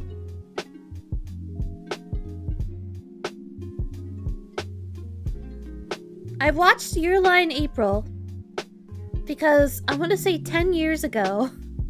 I worked with an actress called Erica Limback. Her name is Erica Limback. I've worked with her a few times. It's been a long time since I've worked with her, but we actually hung out and stuff like that after working together, and she was a lovely human being. You probably have heard of her because she's quite prolific, because she's very skilled. She's an incredible actress. Anyway, I worked with her, and she was telling me how she was the lead in this anime called Your Lie in April. She's like, you should watch it. She didn't tell me anything else about it, but I was like, yeah, I'll watch it. I'll support your work. And I watched it, and I sobbed. And what is amazing, what I think is really good about Your Lie in April is that the twist is not subtle. It is not a surprise. You see it coming from a mile away, and that's the point. You know what's going to happen. And that's what makes it so hard to watch. It is not a twist in the sense that, like, it's a surprise. You know what's gonna happen. And it's hard. And it makes it so much harder knowing what's gonna happen. So, like, I don't know. It's a beautiful anime, just, like, about overcoming, like, anxiety and depression, in my opinion. And, like, the music is beautiful, and like it's about learning to love, it's about learning to trust. It's a really, really good anime. It's hard to watch, but it's really, really good. It's an honest anime, I feel like is a good way of putting it.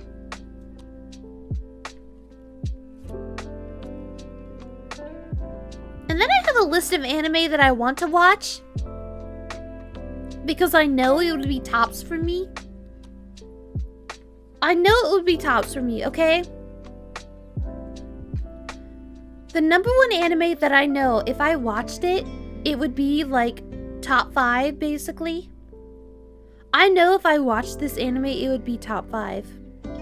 And so I need to watch it. This is like special mentions, basically, because I haven't watched these, really. But I know I would like them. Legend of the Galactic Heroes? If I watched Legend of the Galactic Heroes, I probably wouldn't shut up about it. The original, mind you. The original Legend of the Galactic Heroes. No, I haven't! I haven't watched it. And I really ought to. Because I know it would be easy top 5. It would be easy top 5. I really ought to watch it. Oh, I'm all kinds of frozen. Is there, like... Hold on. I'm gonna look up if there's, like, a cooling fan for phone. Cooling fan for iPhone.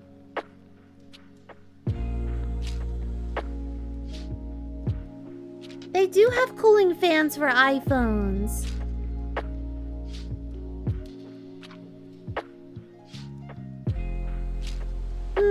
I wonder if there's like a charger that's also a cooling fan.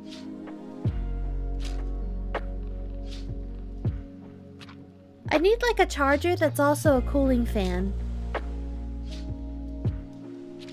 Good to know, good to know. The iPhone is very demanding. Steins Gate already listed. Already listed, my friend. We love Steins Gate in this household. Let's see. This is, I think, a surprising choice, I think, for people, but I think I would really like Initial D if I watched it. Running in the 90s. I think I would really enjoy Initial D. I kind of like older anime in the way it's presented. I think Initial D would be fun to watch. I don't know if it'd be a top favorites of all time, but I think I would enjoy Initial D. It's just about car racing, basically. I don't know, like, it's kind of nice. It's simplistic. History makes me wish when I used to watch anime daily. I kind of feel that. I used to watch a lot of anime. And now I don't, like, I just started getting back into watching anime more. After years of not watching it. Like, I've been watching Apothecary Diaries, and oh my god, it's so good! I recommend Ghost Sick if you haven't watched it yet. No, I'll put it on my list.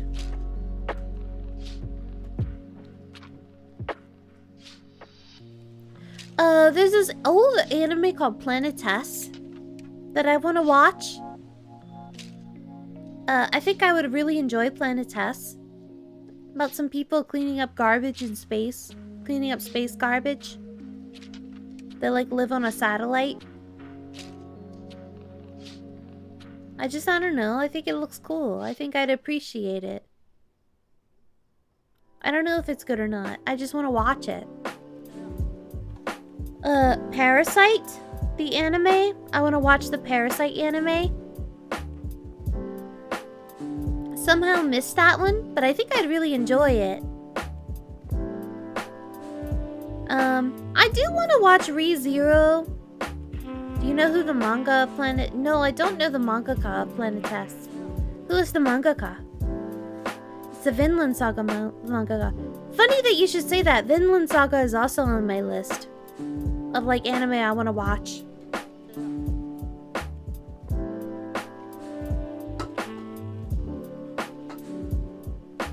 So, funny you should say that. I do want to watch, I want to watch Planet Test and Vinland Saga. It's like, Vinland Saga, what is it about? What is Vinland Saga about? Can someone clarify it for me?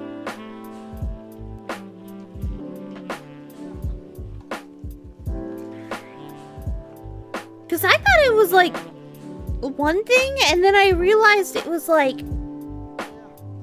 not at a...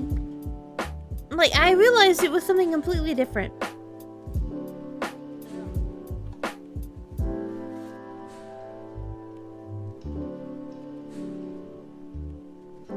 For a manga to boot a pipeline. See, I don't know, like, I know a lot of people love Berserk. I don't actually... I watched the Berserk anime years and years ago. I know I say I like dark stuff, but I actually didn't like Berserk. It did not connect with me the way that it connected with a lot of people. I realize it's a beautiful manga and it's about healing and stuff like that, the aftermath, but... I don't know. I don't connect with Berserk the way that people connect with it.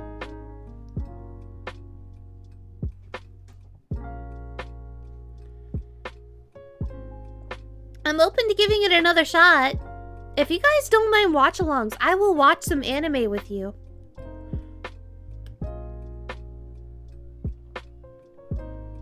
Maybe I'll make that a membership thing or something like that, watching through some anime together.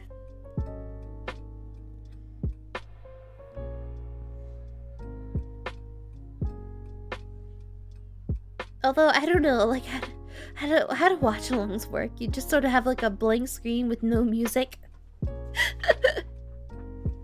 It's just awkward and quiet unless somebody's actually watching the, like, show with you. I think it's weird.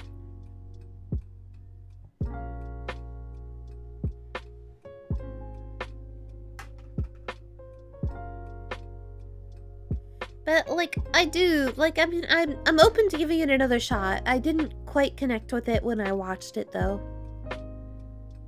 The artwork is gorgeous, I will say that. The artwork is very gorgeous.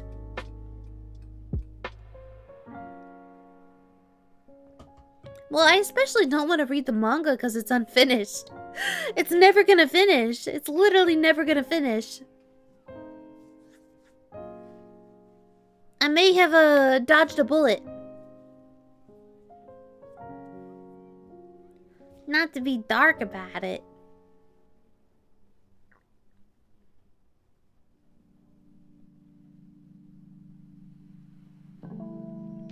Yeah, like they're working on it, but it's not the original author. Maybe it's just people who were given the blessing to work on the ending. I don't know.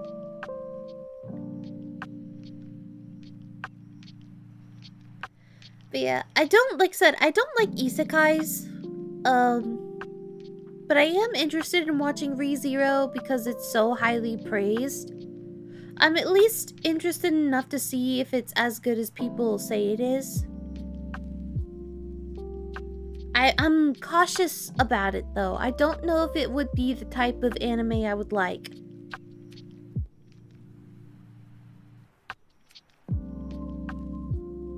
Cause like, isn't it like a bunch of girls who are obsessed with the main character too? Like they all love the main character.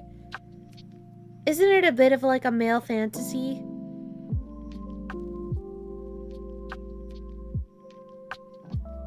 Cause I don't really necessarily love that. So it's like isekai plus male fantasy. I don't know if that appeals to me.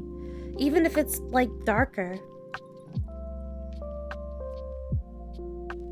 MC is a moron at first but gets better show. You think so? So it's like the way I gave Steins Gate a chance. ReZero is the only good isekai.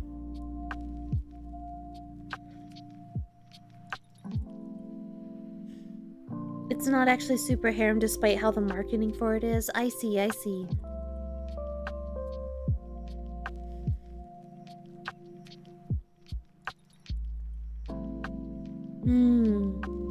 Okay. I may give it a chance then. I may give it a chance. I'm curious. I'm morbidly curious. If you're telling me if you're telling me it's like Steins Gate where the main character is obnoxious but gets a reality check and drastically changes as a character, like, I will give it an honest shot.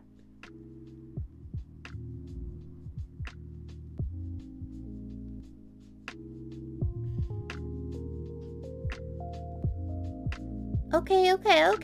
I'll give it an honest shot. But like, sometimes people recommend me anime because they really like it, and I'm like, do you like? I just literally listed the stuff I like. Did you not listen to me at all? Like somebody, like I listed a bunch of anime I like, and they were like, "Oh, you should watch Konosuba," and I was like, "Are you kidding me? Konosuba could not be farther from what I like." They said It's Always Sunny in Philadelphia but like the anime, and I was like, "Are you kidding me? I love It's Always Sunny." You're calling this anime It's Always Sunny, but an anime? I don't think so. That is a perfect description. Oh no, are you serious? Konosuba is It's Always Sunny the anime?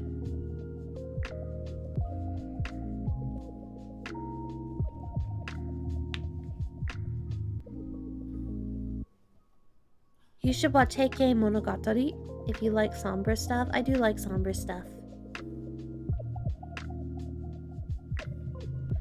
Heikei Monogatari. Oh, the animation looks interesting. Okay, it's my list.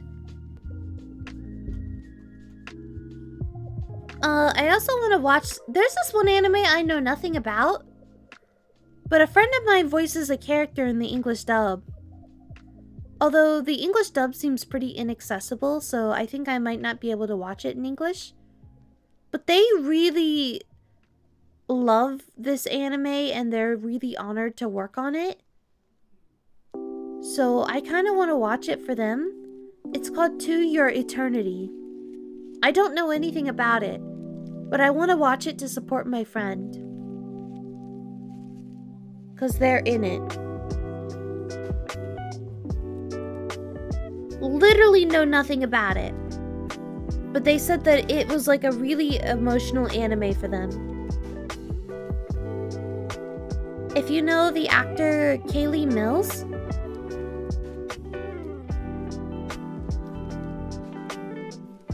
but they're in it. My friend calls it better Freerun. So Freerun, like, oh my god. At the beginning, I really enjoyed Freerun, okay? I really enjoyed Freerun at the beginning. But toward the end of, like, I don't know what season I was on. I guess it's season 2 or something like that. It started turning more into, like, a shonen anime.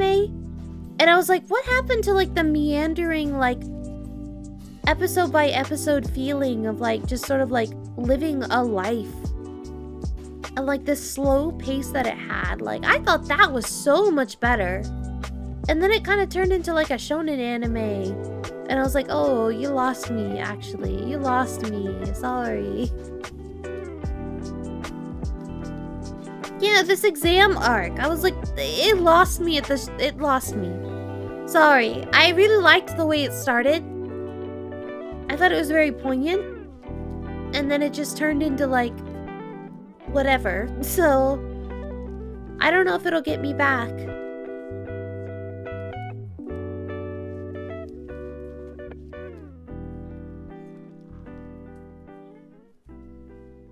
I don't even know why I have this anime on my list. Let me look it up first so I can at least see what it looks like. Why is this anime on my list? Why is this anime on my list? There's an anime called Kotaro Lives Alone on my list.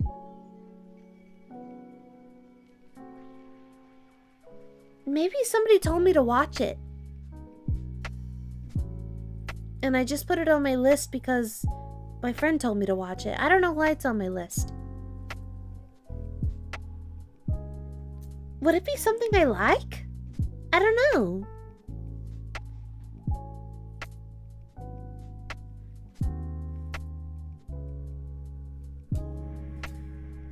Let's see. It's not an anime on my list, but for the longest time, my favorite manga was this manga called iShield 21, which is very different from everything I've listed. It's a shonen manga about American football.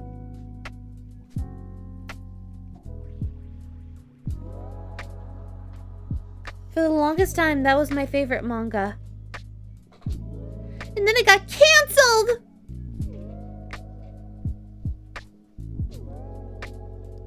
It got canceled. And I was so sad.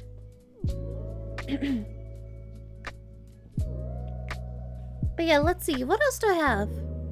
Alright, so I added case study of Vanitas. Moriarty the Patriot. I added that to my list. What? Infinite? No, it didn't. It got canceled. It got canceled. They were in America. And it got canceled. It quote unquote ended.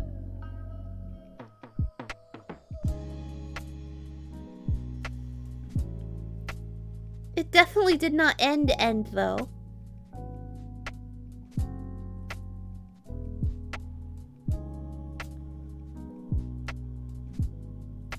But yeah, I had Apothecary Diaries on my list, but I just watched it. Like, I watched it at the beginning of this year, and then it was like, holy crap, Apothecary Diaries is awesome.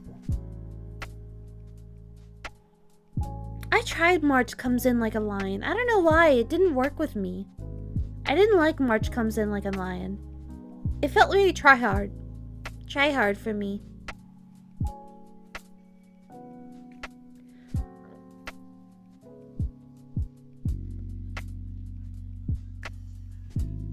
I watched My Happy Marriage Season 1, and I really, really liked Season 1 of My Happy Marriage. Despite the title.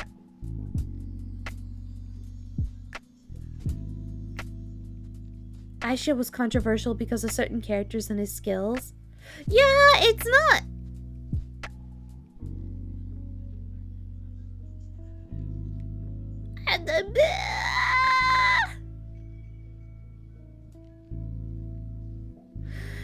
It's definitely weird in its portrayal of certain, like, characters.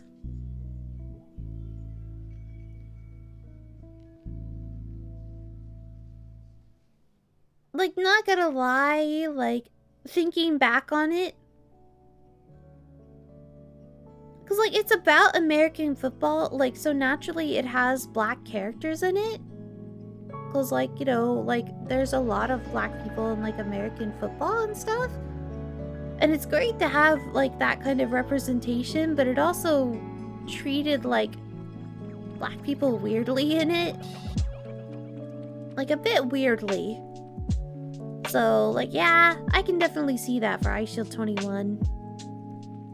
It's not the best interpretation, but I still really, really like the manga. I think it's well-intentioned, but not necessarily the best.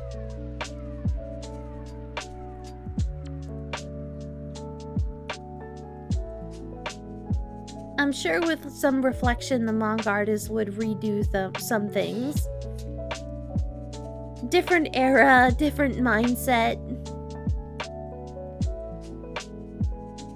I would recommend Mononoke. Yeah, I know Mononoke is an interesting one, huh?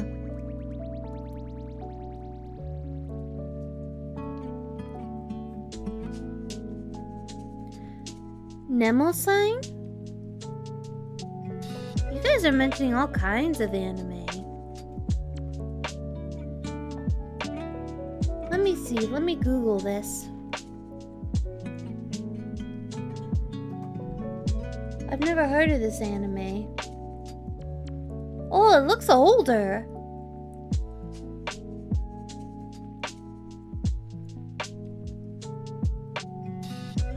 But yeah, I have Vinland Saga on my list too.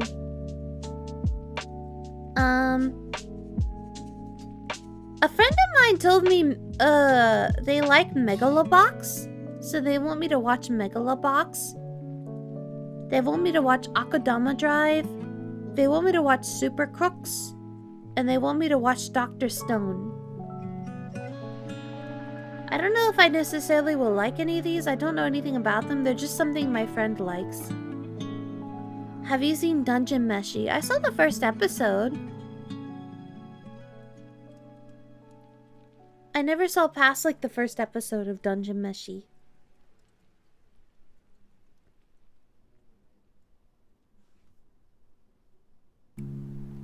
I was always a bit confused by the English title, Delicious in Dungeon.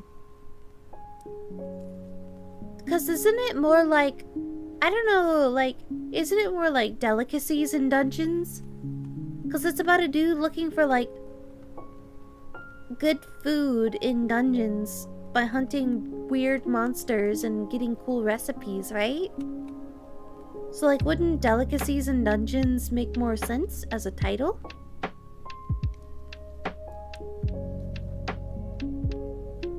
I feel like Dungeon Meshi is too comedic for you. Might be.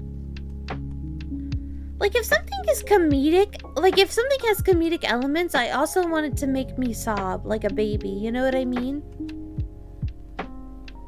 It has to have that balance, usually. There are some comedic stuff. Like, Tiger and Bunny is not dark, but I love Tiger and Bunny.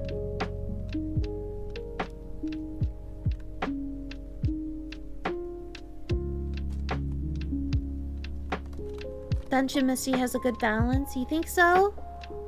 Maybe I'll give it a shot then.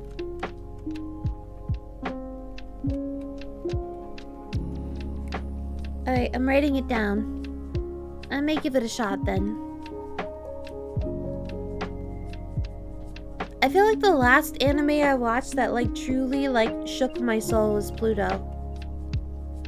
Pluto is perfect to me. Pluto is perfect to me. Look no further than Pluto for my taste.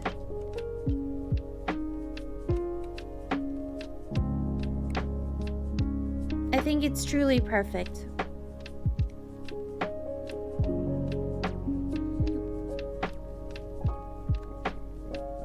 Excuse me. I burped. But also, if I watched Legend of the Galactic Heroes, it would probably easily be a top 5. Politics in space? You kidding me? It's built for me. Deep lore, politics in space? Like, yeah, I would watch that in a heartbeat.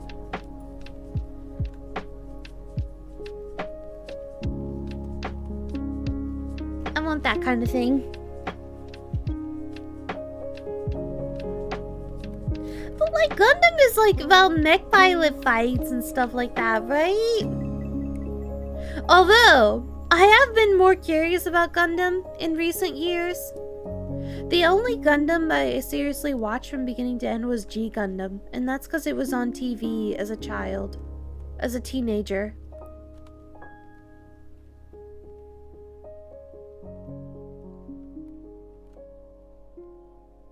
So I only watched G Gundam.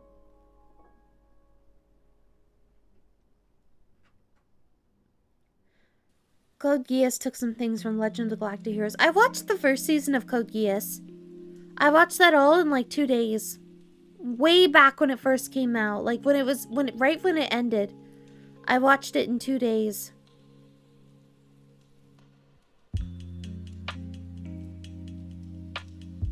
But it was okay. Like, it was good. Gundam Origin, all space politics. What about Gundam 00? That one looks pretty gay.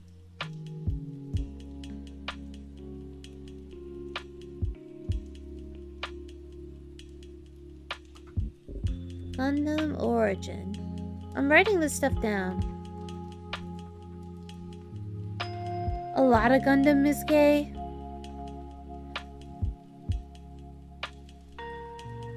XXX Holic. Actually, I don't like Clamp. I just don't. I don't like anything by Clamp. I really don't. I don't agree with a lot of what Clamp does.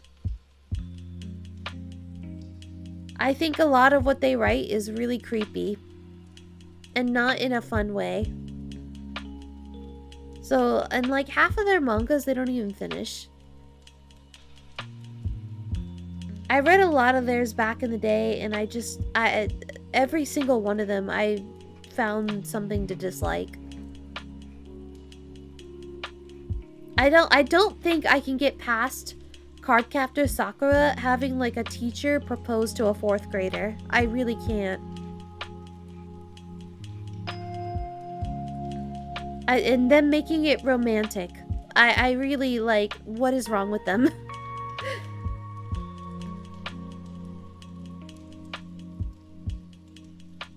Perhaps their mindset has matured in recent years, but I can't quite get past that.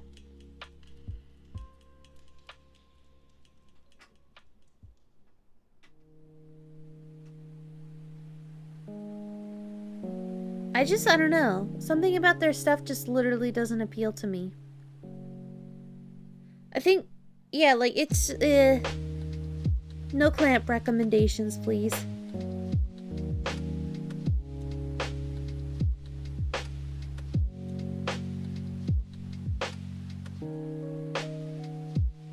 Man, what else is there to watch? There's so much to watch. Mobile Suit Gundam Iron-Blooded Orphans. I've heard of Iron-Blooded Orphans.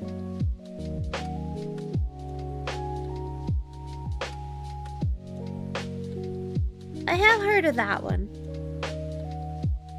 There's a lot of Gundam. I should watch Gundam. What if I become one of those people that like watches Gundam and becomes obsessed with it? I want to watch Gundam Wing one day. But literally only because I saw one scene from it that made me laugh my ass off. Like the dude, like Hiro Yui, I saw him go up to this girl and like he just literally said, "I'm going to kill you." And then he ripped up a letter, like an envelope in front of her. And I thought it was the funniest thing I'd ever seen.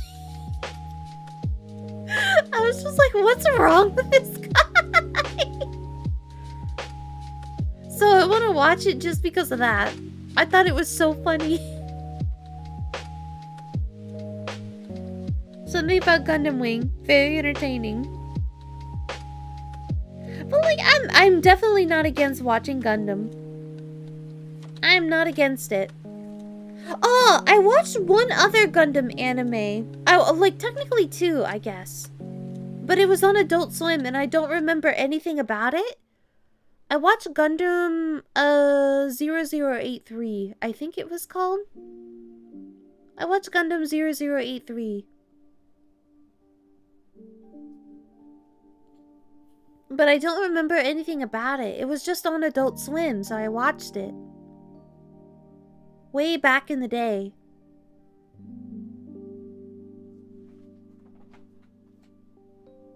But I know there's a lot of lore behind Gundam. There's a lot to absorb. If I'm gonna watch it, I have to take it seriously. Right? Quite possibly. Let me see how I'm doing on my 6 dragons. Let me see how I'm doing. This is my number. I have 1,859 Womdis before. 1,942! But I'm still super behind on Willness and EVR.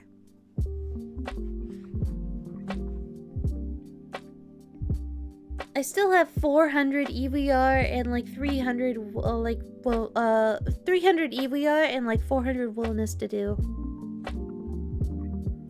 That's pretty bad. I have so much to do. I will finish 6 dragons one day. I hate doing 6 dragons. I'm so over it. I'm so over 6 dragons. 08th MS team is a good starting point because it's somewhat standalone. Where do you watch all of this? Is it on Crunchyroll? Is all these Gundams on Crunchyroll?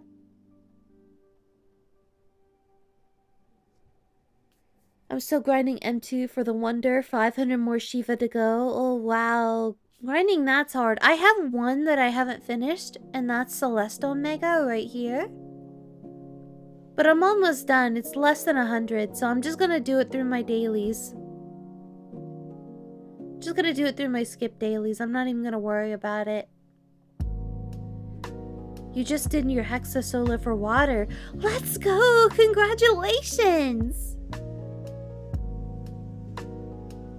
Congratulations on your water solo. That's amazing. I gotta get on my solo eventually. I gotta get on my solos. I will at some point. But I don't think I'll do very well. 8th MS is on Hulu apparently. Really? Let me look up Hulu. Hulu. Gundam.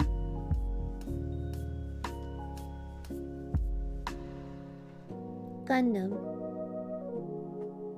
Gundam Wing is on there! I can watch Gundam Wing on Hulu. Iron-Blooded Orphans. Unicorn. 8th MS team. It looks like quite a bit of Gundam is on Hulu. Okay. So I'll watch some Gundam on Hulu. And then I'll become a Gundam master. I'll know more about Gundam than all of you combined. That's probably not gonna happen. I'm so bad at memorizing stuff.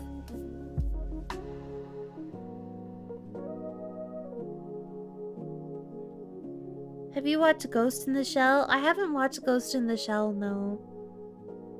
Great Teacher Onizuka. I read the manga. Way back in the day, I used to buy every volume as it came out.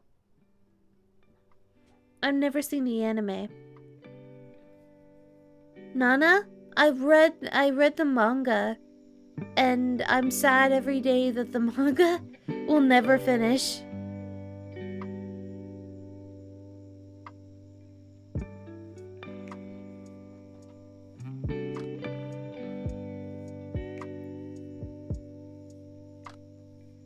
That's crazy that the Nana manga just sort of like at peak popularity just went on hiatus. Understandable, like the manga artist was going through health issues and then just never went back to it. I respect her choice.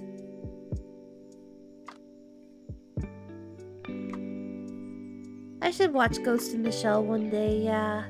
I might really like it. One day. So much to watch.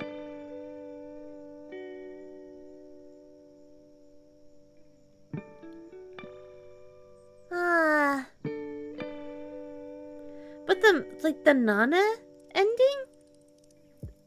Do you mean the Nana ending? The manga never ended. It actually stopped at a pretty, critical point.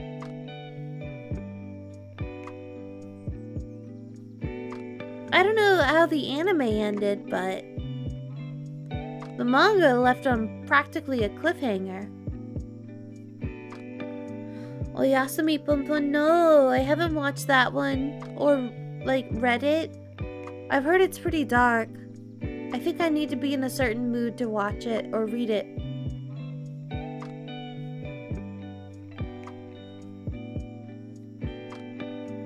Certainly one day.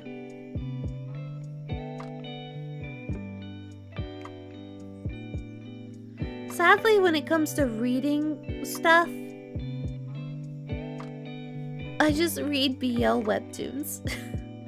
I just read BL webtoons these days. Although I finally I have always wanted to read this manga ever since it started, but I never actually read it until I finally just caved and I bought the manga. Oh my god, The Summer Hikaru Died is amazing. And I know so many people are going to dismiss it because it has BL as a label, even though it's not romantic in any way, and is a horror manga first and foremost, and a beautiful horror manga at that. But so many people are going to dismiss it because they see BL as a label, and it's like, are you kidding me? It's a horror manga that just happens to have 2 male main characters. But it's so good. It's just really interesting and it fills me with anxiety to read it. And I'm actually really excited that it's getting an anime. The Summer Hikaru Died. Which is basically about this guy, I would assume they're in middle school or something like that, this boy. his friend gets lost in the woods for a week. And then he comes back safe and sound. But he looks at his friend and pretty much is just like, "You're not my friend, are you?" And he turns out to be this sort of eldritch monster who's obsessed with the main character. But he acts like his friend Hikaru, and he looks like his friend Hikaru, and he has the memories of Hikaru, but he's not Hikaru, he's a monster. And it's sort of him living with this, like, creature in his life and not knowing how to quite cope with it. And it's really interesting, and it's very anxiety inducing. And like when it's drawn, like when the creature is like formed, it's really interesting. Like visually it's quite pretty, but also horrific. So yeah, I think it's well worth reading personally, even if you're not into BL. Oh, what time is it? Oh, it's 9 o'clock! It's about time for me to go to bed. Sorry, you guys. It's bedtime for me. I go to bed early so I can wake up early. I gotta wake up at like 5 a.m. Bye. Yes. Thank you for hanging out with me today, though. It made me super happy. I was gonna stream at like 6:30 a.m. on Wednesday, but I forgot that I have to be at work at 9 a.m. So I can't do it that day. But I will be here on Friday. We're gonna hang out on Friday, and I think we get free rolls around that day. So let's do some free rolls together on that day. Okay? Alright. I'll see you guys later. Alright? Bye! See ya, see ya, see ya, see ya!